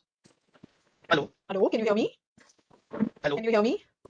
Can any of you hear me? Snehal, can you hear me? Yes, Yes, yes, ma'am. ma'am. Yes, ma'am. So good. I think he's got a little internet problem. So Snehal, you said benign. What benign? Ma'am, it's a benign tumor, ma'am. As Kama said, if there is a left out during the surgery, ma'am. Oh, I the understand why surgeon it can recur, but it can turn malignant, can it not? yeah, ma'am, it can turn malignant, ma'am. Then, so why are you saying that it's benign? You have to have some reasons, no? Not surgeon may have left something behind. He may not have left anything behind then. So there has to be some ma'am. histological reasons. So what is the histological reason? Ma'am, there is no much mitotic figures. Oh, We are that's not it. seeing. Acha, there are no mitotic figures. Okay. You know that this is a tumor that contains myoepithelial cells, right? So Yes, now ma'am. come on, tell me. What are the tumors that contain myoepithelial cells? Ma'am, Watting Oh, tumor, really? ma'am. Watten's tumor contains myoepithelial cells. Sorry, ma'am. Basal cell, ma'am. It contains basal cell. So Sorry, now ma'am. tell me which are the Ma'am, tumors that contain myoepithelial cells. ma'am, Why adenoid is it so cystic. easy for you guys? Huh? Tell me. Go Ma'am, on. adenoid cystic, ma'am. Adenoid cystic carcinoma. All right. Basal cell adenocarcinoma. Basal cell Ma'am, adenocarcinoma is contains myoepithelial cells. It's got basal cells. yes, Come on. So yes, one thing you said right. It's adenoid cystic carcinoma. Then. pleomorphic adenoma. So start. Pleomorphic No, the benign tumor is pleomorphic adenoma. Then adenoma. Ma'am, myoepithelioma. Okay. epithelioma. Then Ma'am, mucoepidermoid. now are you talking? I see. This is what I'm saying. Are you in your senses? Mucoepidermoid carcinoma contains myoepithelial cells. This is wonderful. Huh? Really? It's one of the tumors that doesn't contain myoepithelial cells. Snehal, you've got yourself all topsy-turvy. Okay, come on, what's Dinesh? Oh, Dinesh, I don't want to ask Dinesh because he's not. Saili, what are the tumors that contain myoepithelial cells? Pleomorphic adenoma, myoepithelioma, epithelial carcinoma. Yes. So pleomorphic adenoma, myoepithelial carcinoma, then we just saw one, Saili. Adenoid cystic carcinoma. Which you called benign. And so adenoid cystic carcinoma, and the fifth one is polymorphous low grade. Polymorphic cystic carcinoma. Now, my dear friend, Snehal, is this a polymorphous low grade adenocarcinoma? No, ma'am. No. Is this an myoepithelial carcinoma? No, ma'am. No, madam. Is this an adenoid cystic carcinoma? No, ma'am. Is this a myoepithelioma? Ma'am, it can be, ma'am. It can be very good because it's What? largely containing myoepithelial cells. Myoepithelial cells. Or the last one is pleomorphic adenoma. Can it be a Pleomorphic pleomorphic adenoma? And the It answer can is be, ma'am. yes, it can. So this is one of two things. It's either a myoepithelioma, which is containing, or it is a pleomorphic adenoma which has recurred, in which there is a huge number of, not huge, it's a very hypocellular tumor, but the cells that are there are nearly all myoepithelial cells. But it's benign. It is not one of those three tumors which are malignant. Okay, so it's not an adenoid cystic carcinoma. We have seen it though. That contains basaloid cells. And myoepithelial carcinoma is a carcinoma which has repeated epithelial and myoepithelial components, and it is a very cellular, solid-looking tumor. So it's not that. And we have seen a polymorphous low-grade carcinoma. It is only seen in the minor salivary glands, and it is not that. So now tell me how hard it was to say that this is either, and you went into mucoepidermoid and Wattin and God knows what. Okay, so it is only one of these five tumors, and it has either a myoepithelioma, and if it was a just a curd turnover, you might be tempted to call it a myoepithelioma, because in a myoepithelioma you should have less than 5% of tubules, ducts, or whatever. Or it is a recurrent pleomorphic adenoma which has come back with a lot more myoepithelial cells than it probably had in the beginning. It's benign, and it's a recurrent pleomorphic adenoma. It's not a recurrent pleomorphic adenoma because the surgeon left anything behind. It is because it looks like a recurrent pleomorphic adenoma. You understood this or not, Snehal and Kamal? Yes, ma'am. Very good. Okay. All right. And the answers that I got was one called it, 12 of them called it carcinoma ex pleomorphic adenoma. Why? And I'll tell you, because there is so much hyalinization. And hyalinization is one of the things that points to a carcinoma developing in a pleomorphic adenoma. But like Snehal said, there are no mitoses and there are myoepithelial cells. Carcinoma arising in a pleomorphic adenoma will not show you myoepithelial cells. It is only ductal epithelium. Okay, so it is not a carcinoma ex pleomorphic adenoma. Yes, it is a pleomorphic adenoma or a myoepithelioma. So 14 out of 30 had the right, were going in the right direction, and some people call it SFT and all that. So forget about that. Okay, so the answer is recurrent pleomorphic adenoma, and you know why. Any questions? Yes, ma'am. Uh, In a long-standing pleomorphic adenoma, there may be a small focus of carcinoma, pleomorphic adenoma. So can we exclude that without extensive crossing? Well, as I told you, if you are starting to see extensive grossing doesn't help you because the focus is never so small that you will not be able to see it. Okay, you will notice it as an area of that is completely different from the rest of the gland when you the rest of the tumor when you're grossing it. It will be hard, almost like sort of dense, like any other carcinoma is always hard. And then when you see those sections, you will see in the middle of a dense hyaline structure, you will see these very, very abnormal looking ductal cells. You will never see myoepithelial cells associated with those ductal cells. The rest of the pleomorphic adenoma might still have the myoepithelial cells, but the actual carcinoma will lose its myoepithelial color just as it does in the breast.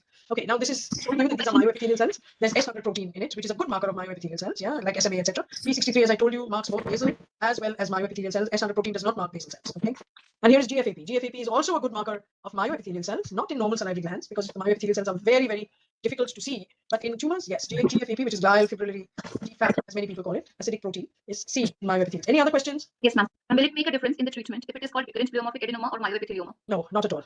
And I'm sure that all of you know that the treatment is not different for either benign or malignant tumors. So somebody is asking me that question, doesn't understand how we treat salivary gland tumors, which I spent a lot of time on during my talk. Maybe at the end of this talk we can discuss it if we have the time. Now here is a pleomorphic adenoma. Ma'am, one more question, ma'am. Oh yes, okay, tell me. Ma'am, why not it is myoepithelioma?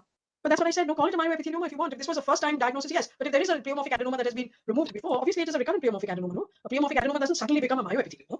It is just a pleomorphic adenoma, and that's what I'm showing you in this diagram. Pleomorphic adenomas have a mixture of ductal and myoepithelium. Okay, and the classical pleomorphic adenoma is in this particular group, which has some amount of ductal epithelium and lesser amounts of myoepithelium. Okay, that's when we recognize them as classical pleomorphic adenomas, and the myoepithelium can have any of all of the different morphologies and matrices that I told you, mixochondroid and hyaline and everything. This is where the classical pleomorphic adenoma is. You can have some pleomorphic adenomas with very little myoepithelium, and then we call it ductal epithelial-rich pleomorphic adenoma. Okay, you have to be very careful to be able to see those myoepithelial cells. At the other end of the spectrum, you get pleomorphic adenomas that are almost like myoepitheliomas. Okay, they have very little ductal epithelium, almost none at all, and you have a large myoepithelial component. And this is like what we saw in this case, except that it was in a recurrent tumor.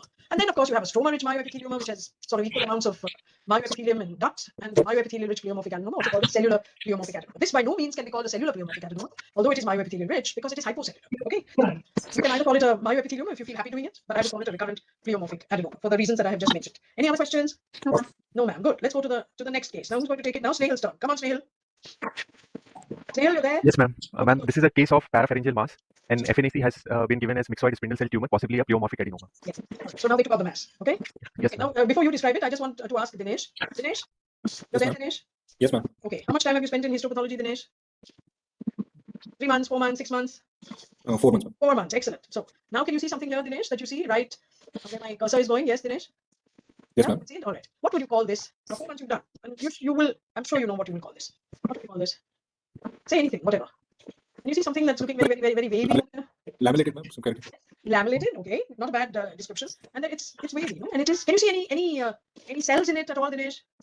Any cells? No, ma'am. No. Here, down here, if you strain hard at this part, yes, you can see some blue dots. But Blue you see dots. absolutely no blue dots here, okay? So what is it? Yes, ma'am. Just now we were talking, no, about somebody was asking sclerotic, fibrotic, desmoplastic, something. So what would you say for this, Dinesh? No, chalo, Dinesh. Keratin, might. It's not keratin now. Come on. This is hyaline. Okay, so Yes, this is okay. very hyaline. Okay, it's hyalinized, densely collagenized tissue. Okay, maybe it's not so pink, so you may not want to use the word hyaline, but it is densely collagenized tissue, and you can see a clear separation between this densely collagenized tissue and what is below. Yeah, here you can see Yes, some dots, right? Not to say that there is Yes. no collagen over here. There is. So this is what we call a capsule. Okay, and when collagen is so dense, and the densest collagen you see in ligaments around your spinal cord, your ligaments in your joints, ligaments in the tendons, those ligaments are put into formalin, etc., you get this wavy appearance. Can you see the wavy appearance? When collagen is dense, Yes. can you see the wavy appearance? Can everybody see the wavy appearance? Do the others see it? Yes, ma'am. Now, lots and lots of students mistake anything wavy for nerve. This is not nerve. Yeah, it cannot be nerve because nerve shows you nuclei. And this kind of dense collagen is wavy. Just look at ligaments, look at tendon, look at fascia. Sometimes you get, I don't know if you guys do autopsies in your, wherever you are, but take a bit of fascia from the external oblique or from the rectus abdominis and then just stain it and see. And that's what it looks like. And people call it nerve. Please, it is not nerve. Nerve, yes, does have a wavy appearance, but it contains nuclei and this does not. Okay, so come on now, sir. Snehil. Dinesh has done his description. Snehil, I'm just going to show it to you. Okay, so we've said Yes, that it has some kind of dense ligamentous Capsule. it looks like a capsule. Yes. Okay. Now, Yes, ma'am. so I'm just showing you. It's, You can just yeah, look. ma'am, You don't need to describe. We can just look. Okay. yes, ma'am.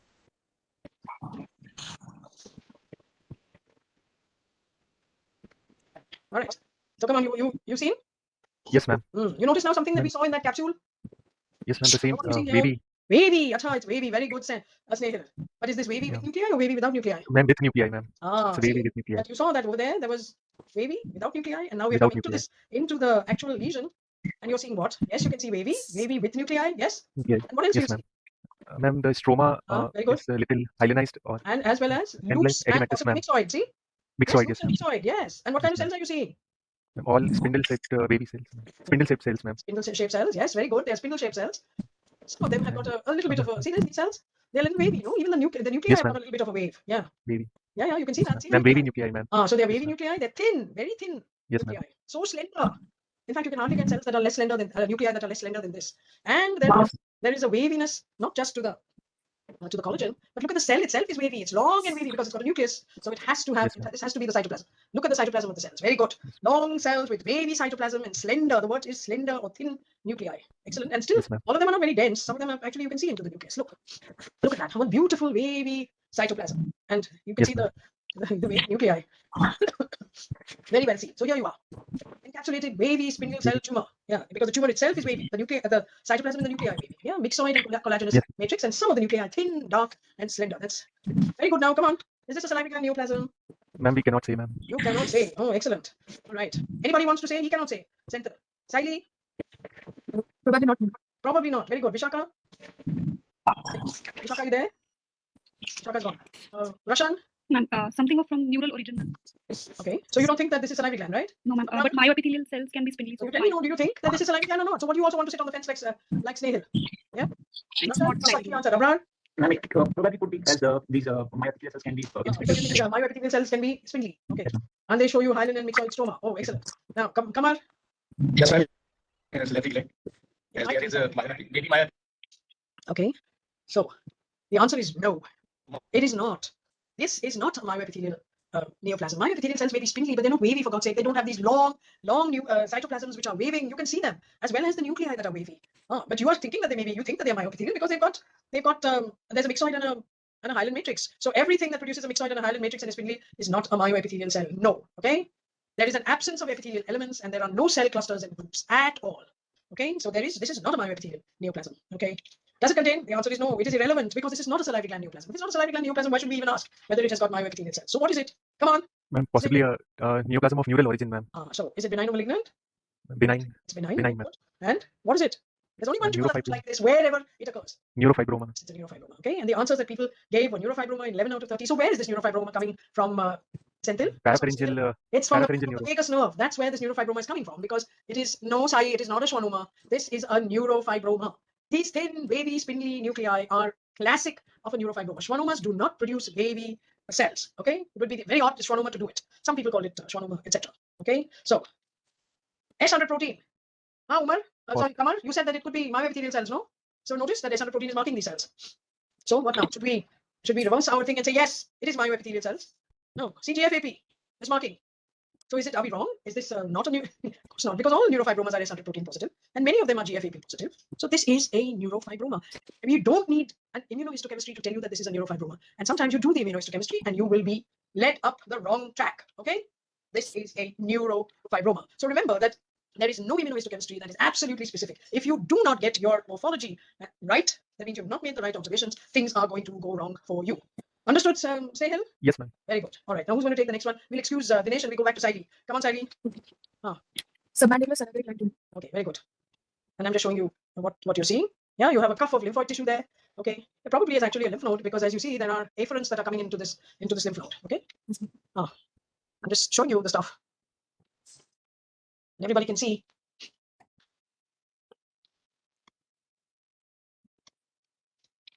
All right. So here we are, Saili. You agree? Yes, ma'am. All right. So read what's next. There is lymphoid tissue at the periphery. Don't say yes, ma'am. There are sheets and clusters of pink cells. Did you notice that? Yes, ma'am. They're just sheets and sheets. And then there are clusters of these pink cells. Yes. And what do you notice about these pink cells? Huh? Yes, Ivy. Ma'am, they show nuclear pleomorphism. All right. They show nuclear pleomorphism. Then somebody in the chat box is saying squamoid. You agree that they're squamoid? Sally? You don't have to agree with people who are in the chat box. Do you see anything squamoid? Somebody in the chat box, Brushali, is saying nucleolus is present. Do you see that or not, Saili? Yes, ma'am. Prominent nucleolus. Then why aren't you saying this? Anything else that you're seeing? What's this cell showing? Over here. Can you see the cell? Everybody can see it? Which one, ma'am? Yeah, I'll show you. What is this cell showing?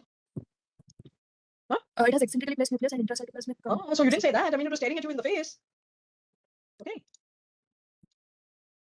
You can see them. You can see more of it over here. Can you or can you not see? Yes, ma'am. I can see. Those are nucleus cells. So there is some material in the cytoplasm. Yes or no? Yeah, you can see that.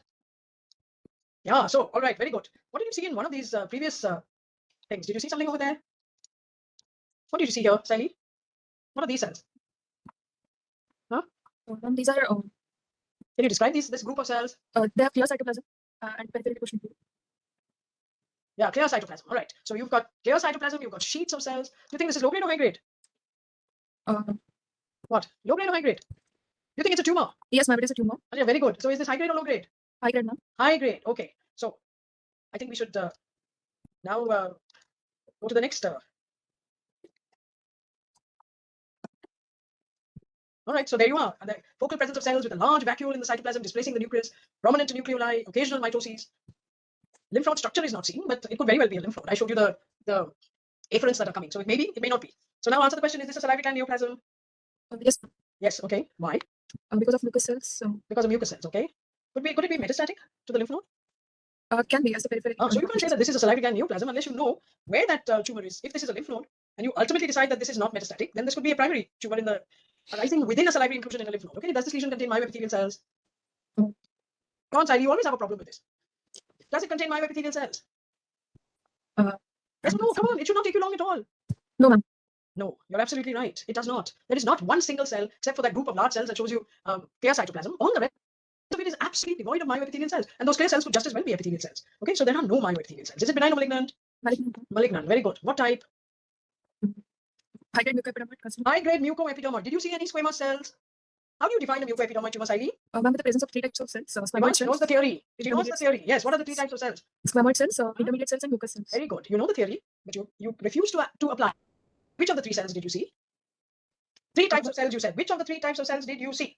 Ma'am, mucous cells, and I thought those pinkish cells were squamoid. What? Huh? Those pink cells were squamoid. I see. Did you see intermediate cells?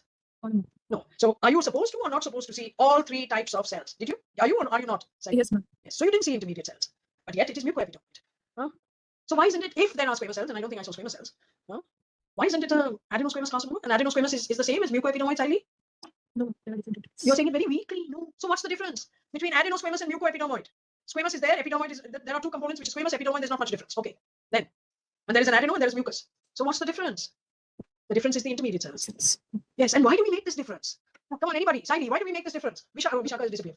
Rashan, why do we bother to make this difference between adenosquamous and mucoepidermoid? And behave differently. Yeah, what is the difference in behavior? Ma'am, mucoepidermoid carcinoma is still lower grade than the adenosquamous. You're absolutely right. Fantastic. Because the highest grade the highest grade mucoepidermoid carcinoma never reaches the grade of an adenosquamous carcinoma. Okay. In fact, I don't want to confuse you guys because the textbooks talk about low grade, intermediate grade, and high grade. But that intermediate grade is no better than, the high grade of mucoepidermoid carcinoma is no better than an intermediate grade, okay, in general. So an adenosquamous carcinoma is a really high grade duct carcinoma, okay. Now this is a very high grade carcinoma, okay. So it's an adenocarcinoma, I didn't see any squamous, or it is a mucoepidermoid carcinoma. And an immunohistochemistry cannot help you to prove anything except the absence of myoepithelial cells. And we know that there are no myoepithelial cells. So doing immunohistochemistry is useless in this case at all. So you have to make up your mind on the histology. And this histology has no intermediate cells, and it is much too high grade to be even of the highest grade mucoepidermoid carcinoma. Okay, so there are 2 things you have to remember about mucoepidermoid carcinoma. You must see intermediate cells, and you must not see keratinization. If there is keratinization, it is not a mucoepidermoid carcinoma. Just remember that. The word epidermoid is rightly used in this case. It means that there is a tumor that does not show keratinization. Has anybody got any questions in the chat box? This is a high grade adenocarcinoma, not otherwise specified. No, ma'am, no questions. No questions. Okay, very good. And the answers that we got from those students, mucoep, 8, lymphoepithelial carcinoma, I don't know why, but one person thought it was an adenocarcinoma because people see mucin, and the moment they see mucin, it is mucoepidermoid carcinoma. We saw polycystic sclerosing adenosis or sclerosing polycystic adenosis, that showed mucin, okay, and it is not mucoepidermoid. Here is a mucoepidermoid, it's an adenocarcinoma, and it shows mucin, and it is not. Okay, very good. Who's going to take the next one? Vishaka is gone, right? Vishaka, you're not there. Okay, so now Rashan. Come on, Rashan. There's some questions? No, ma'am, no question. Come on, Rashan. And parapharyngeal mass, possibly a deep lobe tumor. FABC shows salivary gland tumor query, mucoepidermoid. Come on. So I'm going to show you this case. Yes. All of you have probably seen it, and this is it. Sheets of large cells with abundant vacuolated pink cytoplasm. The vacuoles are large and irregular. There is abundant blue extracellular material. You see this? It's better seen in the last. You see that? It's almost mixochondroid in nature. This bottom right-hand corner, and you see that. It's a lot of it. So there is mixochondroid. And the nuclei are vesicular with a distinct nucleolus. Okay, you can see that here, wherever it is available. All right, come on, Rashan. Ma'am, Is this a salivary gland neoplasm? yes, ma'am. Okay, let's poll everybody. Saili, is it a salivary gland neoplasm? Yes, ma'am. Okay. Abrar? Yes, ma'am. Yes, ma'am. Come on. Come on, you there or you disappeared? Come on, he's lost his internet connection. Snehil? Ma'am, possibly. Possibly. Okay. You are Dinesh? Yes, ma'am. Yes, ma'am. Okay. Why? Come on. Rashan, why? Ma'am, they can be, ma'am, these are the clear cells which having abundant cytoplasm arranged in the nest and surrounded by the high myxoid stroma. So which salivary gland neoplasm are you thinking of? You'll have to answer the next question, right? See, so who answered? Come on, not come on. Snehil said possibly. So now you answer this question. No, ma'am. No, Does it ma'am. contain myoepithelial cells? No, Answer ma'am. it. No. Okay. So then which kind of salivary gland neoplasm you think it is? Is it benign or malignant? It looks benign, ma'am. It looks benign. All right. Snehil? Ma'am, it's look benign, ma'am. Benign. All right. Saili? Malignant. Malignant. Acha. Why? They said benign. Because would be Yes. clear cell carcinoma. Clear cell carcinoma. Acha. Abrar? Ma'am, malignant. Malignant. All right. It is malignant. And what type? Why is it malignant? You said there are no myoepithelial cells, right? So which are the malignant tumors, possibly of salivary gland origin, that, because all of you said except for Snehil, which are the malignant tumors that don't contain myoepithelial cells? Chalo, Rashan. Ma'am, high grade mucoepidermoid ethnic cell carcinoma does not have it. Salivary duct carcinoma, Mhm. then secretory carcinoma. Okay. But this morphology is not fitting in any of those. Clear cell carcinoma, does it fit? Clear cell carcinoma, yes, ma'am. The cells are clear, but they are not sure, ma'am. And clear cell carcinoma, it has an abundant myxoid matrix. It doesn't, no? Yeah. No. Cynic cell carcinoma? No. Doesn't look like an acidic cell carcinoma. So then you have to ask, what type?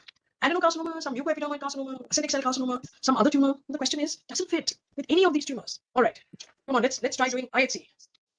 Possibly is possibly, okay. Some answers were adenocarcinoma, various kinds, acidic, mucoepidermoid, clear cell, etc. But did anybody notice the size of these large cells? They are huge. Adipocytes like cells, huge, They're large. not adipocytes. They are Fascicular cells. huge. Look at these cells. They are huge with multivacuolated cytoplasm. Just look at it. Oh, when you look at them, they look like plant cells. Okay, this is such a diagnostic thing. Look at the size. Which clear cells do you know in a clear cell? Not even renal cell carcinoma show you such large clear cells. And I'm sure some of you have seen renal cell carcinomas. Okay, multivacuolated clear cells. You can see the number of vacuoles. Here is the cytoplasm and see the number of, the nucleus. Now suddenly it became apparent to everybody. Okay, so you're doing immunohistochemistry. Here is CK. What does that tell you? That there is some cytokeratin in this tumor. It's full of EMA. Can you see the vacuoles now? How huge and the number of vacuoles that are there? It's S100 protein positive. So maybe this is a myoepithelial tumor. And we said there are no myoepithelial cells, except that EMA, it would be very unusual for EMA to be present in a myoepithelial cell tumor. We said that. Okay, myoepithelial cells are not EMA positive as a rule. S100 protein is positive, and where is it positive, Rashan? How should you read S100 protein? Myoepithelial cells. No, what is the positivity in cells of S100 protein? Nuclear positivity. Yes, it's nuclear. S100 protein is always to be read as nuclear positivity, except in histiocytes. Histiocytes may also show you, or sometimes not show you nuclear positivity, and may only have cytoplasmic positivity. Okay, so these we had said were the possibilities. Okay, it's not epidermoid. It is not an acidic cell tumor. Okay, so you're left with an adenocarcinoma or some other tumor. Now, what adenocarcinoma is the question. Okay, you've got S100 protein, you've got CK, you've got EMA. So then we have to wonder, right? Could it be a secretory carcinoma? And Russian was right. No, it is not a secretory carcinoma. Okay, it doesn't look like that. So we have this diagnostic algorithm. Okay, and the first thing, now this is for FNAC, but it holds true for histology. The first thing is salivary versus non-salivary origin. Okay, and we can't fit it into any salivary gland tumor, so we should start wondering, is this of non-salivary origin? And each one of you, once it was pointed out to you, then you knew what it was, right? What is it? It is? There are 5 salivary cells. It's a chordoma. Okay, it is a parapharyngeal mass. It is not a deep lobe parotid tumor. This is a chordoma. And now you can see this is brachyury, which is a nuclear marker of a chordoma. Okay, so what was the lesson you learned, Rashan, on this? It's a lesson. So what's the lesson? What's the lesson that you learned? We can have we should look for the not only for the in salivary gland biopsy or FNAC. We should also keep our mind open to see that it can be of some The other first region. question is important. And if your first answer to your first question is this a salivary gland neoplasm comes out possibly, then you have to keep your mind open to other kinds of tumors. So it's not just this is a salivary gland seminar, so everything is salivary gland. No, the real world doesn't tell you that this is a salivary gland tumor. Okay? So you have to keep your mind open. Any questions in the chat box? No, ma'am. Very good. All right, who's next now after Abrar? Chalo. Gland tumor. Ah. You see? Yes, ma'am. Very good. Anything you notice, Abrar? Jaldi. And they are arranged in ducts, and cells have clear cytoplasm. Sorry? You see ducts, yes? And cells have clear cytoplasm. But the ductal cells have got clear cytoplasm. Abrar? No, ma'am. What? The luminal cells have got clear cytoplasm. No, ma'am. And the abdominal sites have got clear cytoplasm. So you just say ducts. First, you're not paying attention. That there is a luminal differentiation and there is abluminal differentiation, and the abluminal differentiation is clear. You can see that so clear. Look at it. You can make the difference between the luminal cells, which have a light pink cytoplasm, and see the abluminal differentiation. What is it? It's very clear. Yeah. Okay? And it is so clear, but it doesn't look like any of the clear cells that we have seen before. Look at it. And this is not huge. This may be, if you take the ductal epithelial cells, it's maybe 3, 4, 5 times the size, but they are not enormous cells with huge numbers of vacuoles in the cytoplasm. Okay. Now what do you see here? And a hyalinized stroma and same cells having clear. Yes. So what is laying down this hyalinized stroma? Ductal cells or abluminal cells?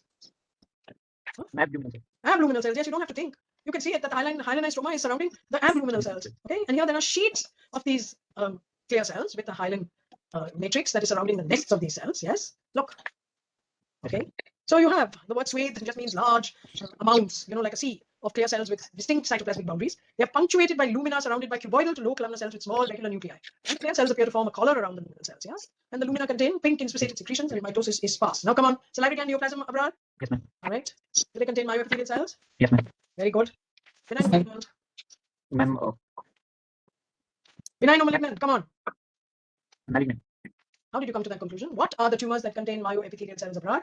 Ma'am, pleomorphic adenoma. Hmm? Ma'am, adenocystic carcinoma. Hmm? Epithelial myopithelial carcinoma. Very good. Myopithelioma and polymorphous adenoma. So now you just choose from these. Which is it? And epithelial myopithelial. Very well. This is simple. It is absolutely simple. People just complicate their lives when it comes to this. It's malignant. You said it is malignant. Why? Because there is only one tumor that looks like this and contains myoepithelial cells, and it is malignant. So what is the diagnosis? Epithelial myoepithelial carcinoma. Okay. Others had called, many of them got the right answers. Some of them did not. Okay. Right. And you want to see how EMA is is expressed, it is only expressed in the luminal cells and most brightly expressed at the luminal surface. Okay, and all the myoepithelial cells are negative. You can see that EMA is not a marker of myoepithelial cells. All right, very good. Now who's going to take the next one? Come on, Yes, ma'am. Yes, ma'am. come on, come on. Parotid gland tumor. Yes, come on, come on. I'm only showing Yes, you the pictures. Okay, you want to describe the cells in one word? What are these cells like? How would you describe them? Case of parotid. I know that. And, Describe the cells that you're seeing. What is that one word that will describe these cells? One word. Do they look to you pink? Ductal, Do they look to you blue? luminal cell. Luminal epithelial cell. Luminal epithelial. Yes, there is lumen. Of course, there is a lumen. And there is an abluminal layer. This is bilayered. And Yes, ma'am. somebody who diagnosed in the chat box salivary duct carcinoma is not looking at the histology which shows bilayered epithelium. But that's not the word I was looking for. Basaloid. Basaloid. Absolutely right, Rasha. These cells are basaloid. Why do we refer to them as basaloid? Because Basal-like cells. They're more they resemble the basal cells of the skin. And what do the basal cells of the skin look like? scant cytoplasm. Exactly. And a large And high nucleus. large cytoplasm. NC ratio. and Exactly. So you see increased nuclear cytoplasmic ratio and scanty cytoplasm. So you see it as blue because so much of that cell is occupied by the nucleus. Very good. Basaloid. Excellent. Look at it. It's basaloid. All of you have seen the slides. Okay. But you definitely have two types of epithelium. You see that? You have a lumen and then you have abluminal cells. See this lumen? And this has got a columnar type epithelium and then these basaloid cells that are all around it. And this is very obviously malignant because it's necrotic. Okay. You also see something interesting over here. You see Yes, ma'am. There is necrosis. Yes, Necrosis. very good. Abrar. And palisating of these basaloid cells. Palisading, the palisading that you're seeing are actually of the luminal type cells. This palisading which is seen here is of the luminal. It's not of the basaloid cells. But what you see is, this is a lumen, very clear lumen which is branching like a duct. Okay, but what is this which you see here? Necrosis. No, that's not what I'm showing you. No, ma'am. One second. And mixed. Okay. Huh?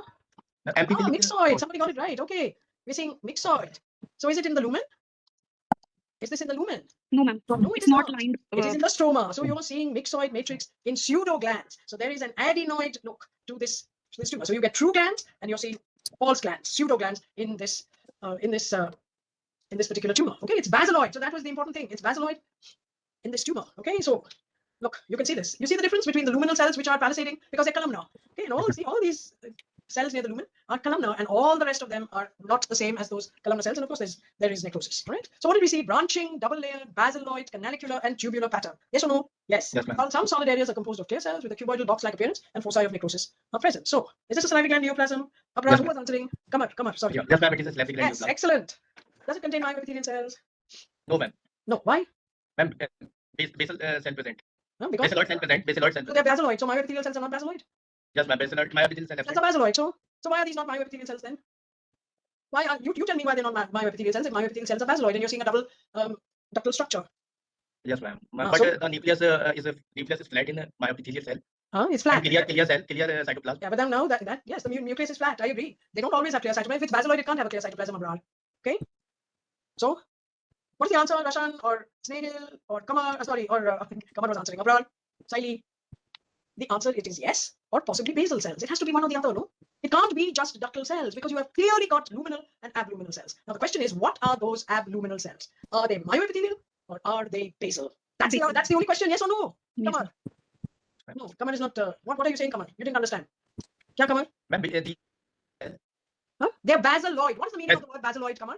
basaloid resembling the basal. Alright. Not basal, but resembling the basal. So anything that resembles basal is basaloid, right? Does it mean that it has to be basal? What? All basal cells are basaloid, but all basaloid cells are basal, Kamar? No, ma'am. No. So No, which other basaloid cells are not basal? Myoepithelial cell. Myoepithelial. So you have got basaloid cells. They are showing double ductal lining. Yes? Yes or no? So luminal, Yes. abluminal. So the abluminal cells can either be what? Can be one of two things. So what are those one of two things? Come on. Abluminal. What is the meaning of abluminal? Come on. Abluminal opposite to the lumen. Not opposite. Away from Not the luminal cells. from huh? lumen. So you have luminal cells, and the next layer outside is abluminal. Outside the luminal cells. Okay. So now tell me, what can those abluminal cells be? You only have two choices. What are the two choices? Epithelial luminal and Maybe myoepithelial. epithelial luminal and abluminal. Two choices for abluminal. What are they? Myoepithelial and basal. Basal. So it can be myoepithelial, it can be basal, no? So that's what we're saying here. That doesn't contain myoepithelial cells. It may be yes, or maybe those cells are basal. Huh? Yes, ma'am. Understood? Yes, because we have got basaloid cells in an abluminal position, so they can be myoepithelial or they can be basal. All right, very good. So now the question is this benign or malignant? Come on, you know the answer to this question. And malignant. Malignant, very good. It looks malignant, it's got necrosis, etc. Now we have to come to the type. So what type? Are we going to call this a basal cell? Basal cell carcinoma? Basal cell adenocarcinoma or basaloid adenocarcinoma or what? Basal cell adenocarcinoma. Basal cell adenocarcinoma. Very good.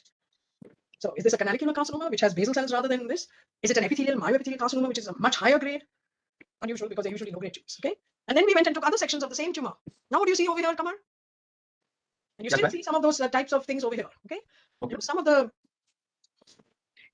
Creepy forming like yes. adenoid cystic carcinoma. What? Most of it now in these sections look like an adenoid cystic carcinoma, no? But you still have areas that look exactly like what we were seeing in the previous. Yeah, all Yes, these ma'am. areas. So now tell me, do you think they're basal cells or they're myoepithelial cells? Come on, come on. What?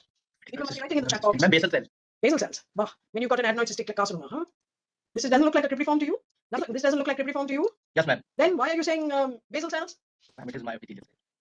Right? So Myoepithelial. adenoid cystic carcinomas contain myoepithelial cells. Myoepithelial cell, ma'am. Yes. Right. So before you make a diagnosis of a canalicular carcinoma or any other tumor, when you see good abluminal cells, please make certain that you are not missing a adenoid cystic carcinoma. Okay? That's extremely important.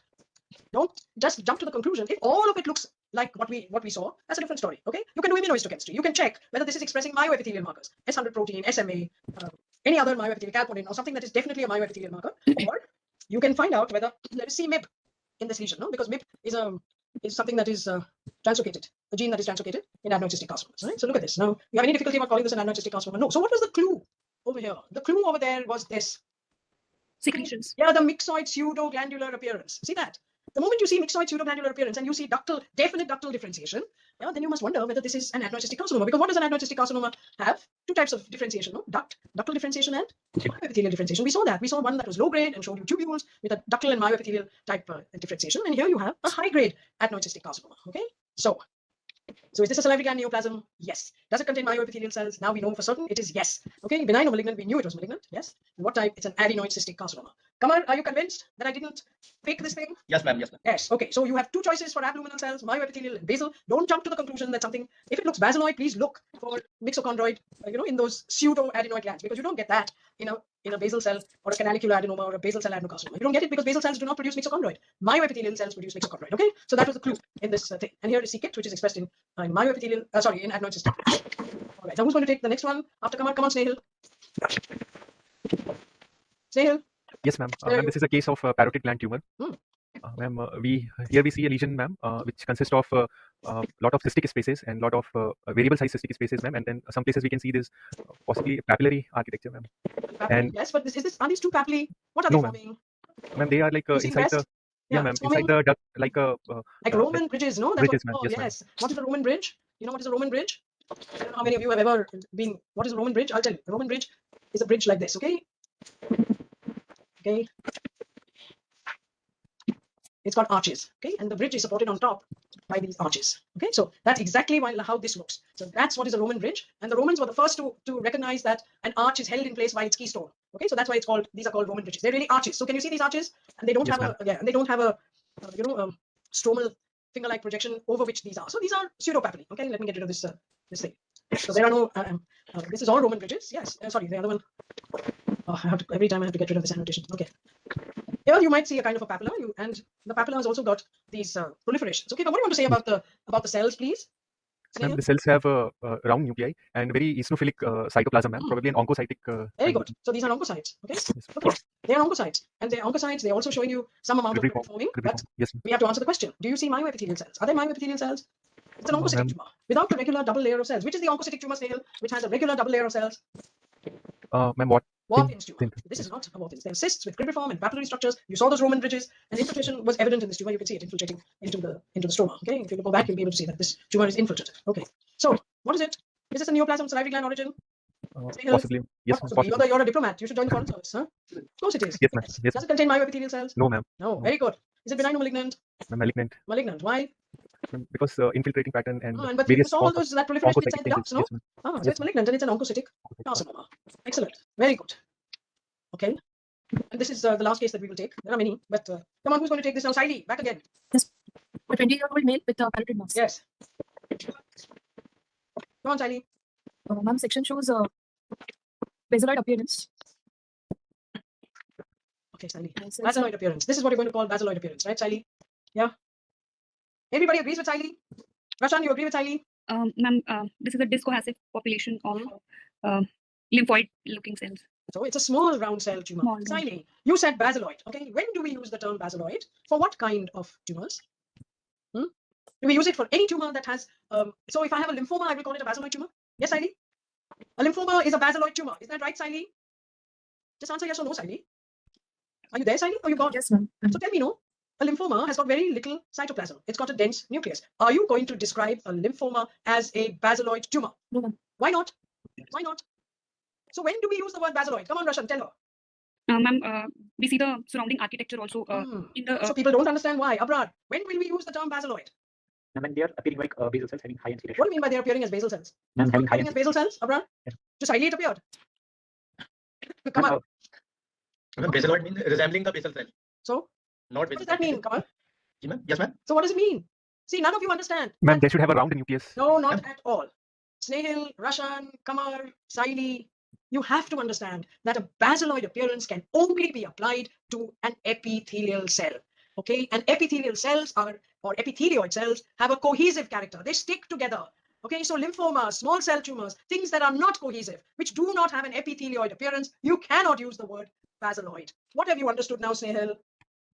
What have you understood? Ma'am, these are like discohesive cells, ma'am. Oh, yes, So I know we that cannot they're apply cohesive. You cannot apply cannot the word basaloid to this. word basaloid to this. So this is a small round cell. That's what this is, or a small blue cell. And I'm glad that Sally called it basaloid because I realized that none of you know what is basaloid. To you, basaloid looks like a basal cell. What does it actually mean to you?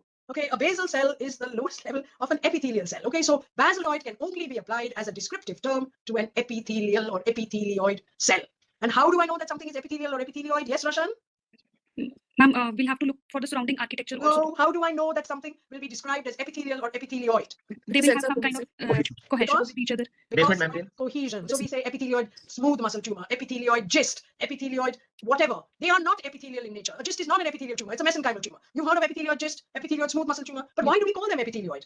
Because they have cells that Cohesive. are cohesive and stick together. Okay, that is the character of epithelium, and something else which may not be epithelium but which sticks together is called epithelioid. And this is not sticking together. So this is discohesive. Have you understood, Kamar? Yes, ma'am.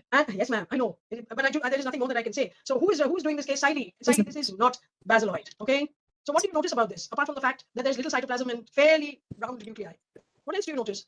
Ma'am, rosettes can be seen. Rosettes can be seen, and there are two kinds of rosettes here. There are rosettes that are perivascular, and there are whatever you call it, true rosettes. I don't believe in true and false rosettes, but those who believe in true and false rosettes, the false rosettes are around vessels, and the true rosettes are because you have cytoplasm in the center of the rosette, cytoplasm of the cells that are forming the rosette. Okay, so come on now, Saili. This is a true rosette that you see here. These are all around vessels. You can see that. Okay, so what is it, Saili, now? Ma'am, small round cell tumor. Excellent, Saili. So how TD do you go about trying to diagnose a small round cell tumor? Considering the age of the patient, it would be extraskeletal Ewing sarcoma. Extraskeletal Ewing sarcoma. Very good, Saili. Yes, it's sheets of small blue cells with prominent rosetting. It is not a salivary gland tumor. Does it contain myoepithelial cells? No, ma'am. No, of course not. But according to you, it had basaloid cells, so it might as well have, Saili. Sorry, ma'am. Is it benign or malignant? It is malignant. And it needs immunohistochemistry for a diagnosis, all right? So what are all the different round cell tumors in the salivary area? All of these: non-Hodgkin's lymphoma, extramedullary myeloid cell tumor, Ewing's, rhabdomyosarcoma. If you're a more older individual, metastatic small cell carcinoma, melanoma, metastatic neuroblastoma. Okay, we have to do immunohistochemistry, and there's a whole lot of immunohistochemistry which is not very relevant over here. The main thing I wanted you guys, I knew that somebody would call this basaloid, okay, and that's why I put it in over here. And this is a frank Ewing sarcoma. It's got CD99. And how do we read CD99, Saili? Where should it be expressed? CD99, which is MIC2. Where should it be expressed? Where is it being expressed? You can see it's positive. So where is it being expressed? Membranous positivity, ma'am. Membrane of what? Of the nucleus or the cytoplasm? Nucleus. Oh, Saili thinks it's the membrane of the nucleus. Fine. Rashan, Cytoplasmic membrane. Abrar, Cytoplasm. Kamar. Cytoplasmic membrane. Okay. Snehil. The cytoplasm, cellular membrane. Yes. So it's not the nucleus. And Saili said nucleus because she had no idea, and she looked at at what was the picture that was being shown, and she could see just the nuclear blue, and she could see a rim of brown around that. And so she said nucleus. You have to realize that there's very little cytoplasm, Saili. That's why it looks like it is very nuclear. It is not. It is cytoplasmic. All right, Dinesh, you're there, right? Dinesh? Yes, ma'am. Very good. Now you can see there is this is too much for you to know what is NKH 2.2, but it is a marker and it is a transcription factor. Can you tell me where it is being expressed? In the cytoplasm or in the nucleus? Dinesh. Brown is positive. So tell me. Yes, ma'am. Nucleus, ma'am. Nucleus. Very good. Why, Dinesh? How did you've never seen this in your life before, right, Dinesh? You've never seen an NKH 2.2 before, right? But No, yet you knew that it is nucleus. Very good. You knew that it was nucleus. Why? Why did you say that it was nucleus? And you're right. Why? Ma'am, microscopically, I can appreciate the nuclear staining of the You can see the immunohistochemistry. dots, right? So if Dot. something is brown as dots, and you don't see any cytoplasm around, then it has to Yes, be ma'am. the nucleus. Excellent. Because- Dinesh, for a first year student, you're doing very well. Excellent. All right. I don't think that we have time to do anything else. I will just tell you the answers to these questions, all right? Because we have already gone on too long. This is a tumor in the parotid gland, and you can see that it is very well circumscribed. And you can see that it is pink. Okay, and it is in the parotid. You can see the serous salivary gland at the bottom left-hand corner. And what you see here is it is it's solid sheets. And the solid sheets are punctuated by irregular lumina. You can see that? Yes. And the solid sheets are made up of what? Cells with large amount of cytoplasm and nucleus and nucleolus, which is very clearly seen. And it seems as if these lumina contain secretions. Okay, but there is no proper duct lining. It just seems to be as if this is a sheet of ductal epithelial cells, and those ductal epithelial cells are secreting something, and that secretion is then expanding a space, and that's why you get these small, large, irregular type spaces that are seen in a sheet of cells, which are pink, which have a nice nucleolus, sort of a nice vesicular nucleus and a nucleolus, and you can see it there. See this, very irregular. So these cells are secreting, and they're secreting and making a space in between. Some of them have got, this is early secretion that is being seen, and some look a little more clear than pink. You can even see papillae in this particular tumor, but I think that these are pseudopapillae because the secretions have probably pushed these apart. And you might say, yes, you see some stromal material in between, but that happens in a lot of cases. That is pseudopapillae. You see this? This is more and more of the same. So there is secretion in a tumor that is showing you sheets of these cells. Okay. So if you have to, yes, here again you have the similar sort of thing, and I think that this is all pseudopapillae. So it's well circumscribed, and I've described everything that you see. No mitoses, no matrix. Nuclear pleomorphism is mild. You can see that. They're more or less monomorphic looking nuclei. Yeah, you can see that. It's not really hugely monomorphic. Okay. Right, so is it in a salivary gland neoplasm? And the answer is yes. Does it contain myoepithelial cells? And the answer is no. You didn't see a single thing that looked like a myoepithelial cell there. Is it benign or malignant? It is malignant because there is no benign tumor with this morphology. What is the only benign tumor that doesn't contain myoepithelial cells? Can anybody tell me that? Saili? Which is the only tumor? If Saili doesn't answer, she takes Walton's tumor. Walton's tumor. So it has to be malignant. So what type of tumor is this now? Come on, Rashan. Secretory carcinoma. Secretory carcinoma. Absolutely right. Here is the cytokeratin. There is P63, absolutely negative. There's a lot of S100 protein, but S100 protein is not marking myoepithelial cells. It's a characteristic constitutive expression in a secretory carcinoma. Okay, so we've seen S100 protein being expressed in myoepithelial cells. We've seen it in a nerve sheath tumor. We have seen S100 protein being expressed now in a secretory carcinoma. Okay, so S100 protein does not mean myoepithelial cells, please. So, and this tumor has an ETV6 NTRK translocation, and we have a antibody to NTRK, and this tumor expressed that it's a secretory carcinoma. All right, the next one. This is an adult. Question. Yeah, what is the question? S100 protein doesn't stain epithelial cells. Why is secretory carcinoma positive for S100 protein does stain luminal cells. So if anybody thinks that it doesn't stain luminal cells, that is wrong. And it is expressed in, if you go and do it in a pleomorphic adenoma, you will find some of the luminal cells expressing S100 protein. But if you want to figure out whether something is a basal cell or it is a myoepithelial cell, then S100 protein will help you. You have to use everything in a proper context. Any other question? No. All right, good. So, and there are no prizes for guessing this. This is a solid tumor that is seen in the parotid. The color of this tumor tells you what this is. Why am I saying that the color of the tumor tells you what this is, Abrar? What is the color of this tumor? Blue color. Blue. Very good. And it is not blue because the nucleus is blue. It is blue because And the cytoplasm is blue. So what is this tumor? acidic cell. Acidic cell. And please note the round nuclei and acinus, whether normal or in a tumorous condition, shows you this completely round nuclei placed at the periphery of the cell. Okay, that is what an acidic cell tumor is. There's no two diagnoses as far as this is concerned. Okay, and of course it is a salivary gland neoplasm and it is an acidic cell carcinoma. SOX10 is expressed in acidic cell carcinoma. So you have to understand that SOX10 does not mark myoepithelial cells alone. It marks acidic cell tumors and all acidic cells, whether it's in a tumor or in normal. It's not marking the myoepithelial cells around the acini. It is actually masking, see those nice round nuclei. That's not the myoepithelial nuclei, and it also expresses DOG1. What is DOG1? Snehal? What is DOG1? You know? Okay, you don't know. Let's ask come on. What is DOG1? You don't know. All right, Abrar. It is used in GIST. GIST. So it is discovered on GIST. Okay, that's why it is DOG1. That's the acronym for DOG1. It is used because it is expressed in 95% of GIST, even in those GIST that don't express c-KIT or SDH. Okay. All right. So now let's talk about SOX10. It's positive in so many tumors. Okay. It is negative always in salivary duct carcinoma, lymphoepithelial carcinoma, hyalinizing clear cell carcinoma, and oncocytoma. It is not, and I repeat, it is not a surrogate for P63, nor is it a surrogate for myoepithelial cells. Okay, P63 by itself is not a surrogate. What is the meaning of surrogate, Saili? Substitute. Yes, substitute. Absolutely right. Okay, this I don't think we need to go into. There is a form of mucoepidermoid carcinoma which expresses this mammal2, which is what it has a mammal2 rearrangement, which all mucoepidermoid carcinomas have. And funnily enough, this is the only mucoepidermoid tumor that expresses SOX10. This is just something that you have to remember. Okay. Now, I think this is more or less the last case. This is a 12-year-old male, and it is a parotid tumor. Anybody? You just have to look at it and you know what it is. Mucoepidermoid. Why is it mucoepidermoid? Mucoid cells and intermediate cells. Yes. So who can show me the intermediate cells? Who answered that? Ask for annotation. Very good. Come on. Show me the intermediate cells so that everybody can see them. Okay, have you shown them? Ah, yes, absolutely right. That is who else? Kamar. Very good, Kamar. Come on, show me intermediate cells. Say green or something else. Kamar has problems with his annotation. Have you done it, Kamar? Not yet. It is not reading pen. All right, here are all the intermediate cells. There are tons of intermediate cells.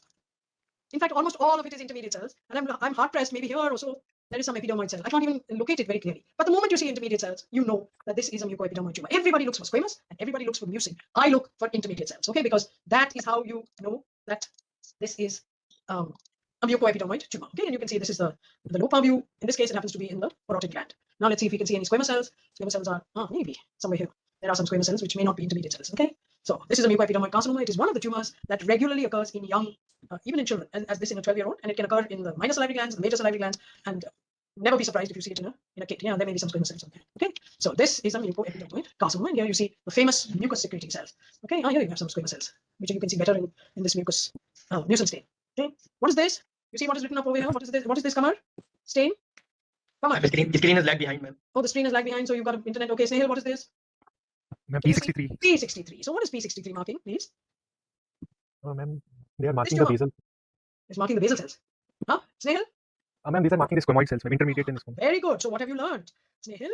Ma'am, P63 can be positive in the intermediate cells and squamoid cells. And in the squamous cells, you can see that. Okay, so P63 is not a surrogate. It's not a substitute for myoepithelial cells, right? Now, this is just there's sometimes you get a clear cell mucoepidermoid carcinoma. Here you can see the squamous cells. You can see that even in the bottom right-hand corner. That's what squamous cells look like in a mucoepidermoid carcinoma. They never keratinize. Okay, you see keratinization in a salivary gland tumor. It is not a mucoepidermoid carcinoma. That is going to be a myoepithelial tumor with keratinization. Okay, so squamous cells are present in many tumors. They never keratinize in a mucoepidermoid. High-grade duct carcinomas may show you keratinization, in which case they may be adenosquamous in type. Any tumor with myoepithelial cells, including the adenoid cystic carcinoma, often keratinize. Okay, so you don't get keratinization in acidic cell, HCC, MASP, and Wathin's tumor. Individual mucin secreting cells, mucoepidermoid, pleomorphic adenoma, hyalinizing clear cell carcinoma, adenosquamous carcinoma, and polymorphous adenocarcinoma. Any of these can give you mucin, so please don't look at mucin and jump to the conclusion that it's mucoepidermoid. Okay, P63, I've said enough about it, so it does not automatically suggest myoepithelial differentiation. Okay, it can be seen in high-grade tumors, it can be seen in hyalinizing clear cell carcinomas, and so many other tumors. Okay, so this is the last summary. Cinderella cell. Okay, Siley, why do we not have to forget a Cinderella cell? Because it can rule out many neoplasms. It can rule out what neoplasms, those that do not contain myoepithelial cells. Okay, mucoepidermoids, acidic, adenocarcinomas, etc. Okay, it is not about benign versus malignant. It is about tumors that contain myoepithelial cells and those that do not. The last line for all those who are looking here is that you are postgraduate students. You're not going to see much immunohistochemistry. Immunohistochemistry is of, I should have written, very, very, very limited value in salivary gland tumor diagnosis, except if you really have a problem in proving the presence of myoepithelial versus basal cells in a tumor. Okay, so then you can use your immunohistochemistry, and you might. Otherwise, I don't think I use immunohistochemistry at all. A lot of people use it, and I get a lot of people who use it and come to me with already done immunohistochemistry, but I can't stop other people from using it. Okay, so the take-home message is that there are numerous tumors, but limited options for treatment. Okay, the treatment of salivary gland tumors is dependent on site, stage, and resection. Resection is resection dependent. It's not type dependent. Okay, so don't think that because I have called something benign, they're going to do something less, and if I call something malignant, they're going to do something more. Usually, they don't do anything more or less. It is the same if it is surgery. Okay, and surgery is the only mainstay of salivary gland tumors. Okay, molecular pathology may become important in the future. Immunohistochemistry, I've already told you, is not of great value. And I will just tell you that you should never forget the Cinderella cell. Okay, I think that's my last slide, and I think everybody is off. I think that perhaps Vishaka disappeared maybe because she was hungry, and I'm sorry about that, but I will stop sharing my screen now. Now, we have just one question. Yes, of course, good. Let me know what that question Please is. describe the morphology of intermediate cells. Describe the morphology. I showed you what an intermediate cell is. Who is asking that question? There must be somebody there. Let me find out who it is who's asking that question. Who's asked the question? Sankha Chatterjee. Santa Chatterjee. Santa Chatterjee, did you see what we described as that we showed? So can you describe it, please? All right, Roshan, please describe for Santa Chatterjee what is the morphology of an intermediate cell. Ma'am, it's a large cell with the abundant Roshan, was it a large cell? Ma'am, see, you showed me what an intermediate cell is, and now you're telling me it's a large cell. Why would we call it intermediate if it was large? Ma'am, not larger than the mucinous cell. It's smaller than that. It's containing abundant eosinophilic cytoplasm. Abundant eosinophilic cytoplasm. Roshan, see, you know what is an intermediate cell and you can't describe it. Okay, let's try Senthil. Snehal. I'm sorry. Yes, Snehal. Describe it. They are polygonal cells. Excellent. With they are cuboidal intermediate size. Cells of with round vesicular nucleus. Centrally placed nuclei, and the nucleus cytoplasm may be and pink or clear.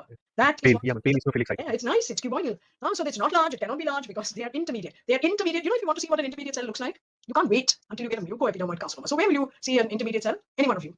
Abrar, where will you see an intermediate cell? If you had to see an intermediate cell. Urothelium. What? Urothelium. Urothelium. Why?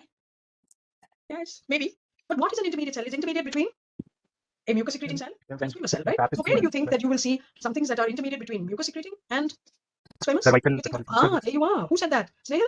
Yes. So when you are seeing, you get a lot of intermediate cells when you are at the squamocolumnar junction. Okay, if you are ever bothering, if you go and see, you'll see them at the squamocolumnar junction. And the other thing you will see is when you are what they call a healing cervical erosion. Okay, in other words, you have got an ectropion, which is showing you, columnarization of the ectocervix. When that columnarization goes back to being squamous, what we call immature squamous metaplasia. All of you write it, and people write it in their reports. Immature squamous metaplasia. What is it? It's all intermediate cells. Okay, because you have got a stem cell, and that stem cell has the capacity to differentiate in two directions. One towards columnar cells, the other towards intermediate cells, which will ultimately go either to columnar or to squamous.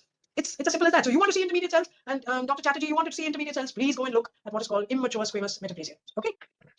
All right, any other questions? I don't think so. I think everybody is probably going to sleep. Okay, so thank you so much, all of you. You've been really wonderful. I say thank you to Abrar and Rashan and Snehil and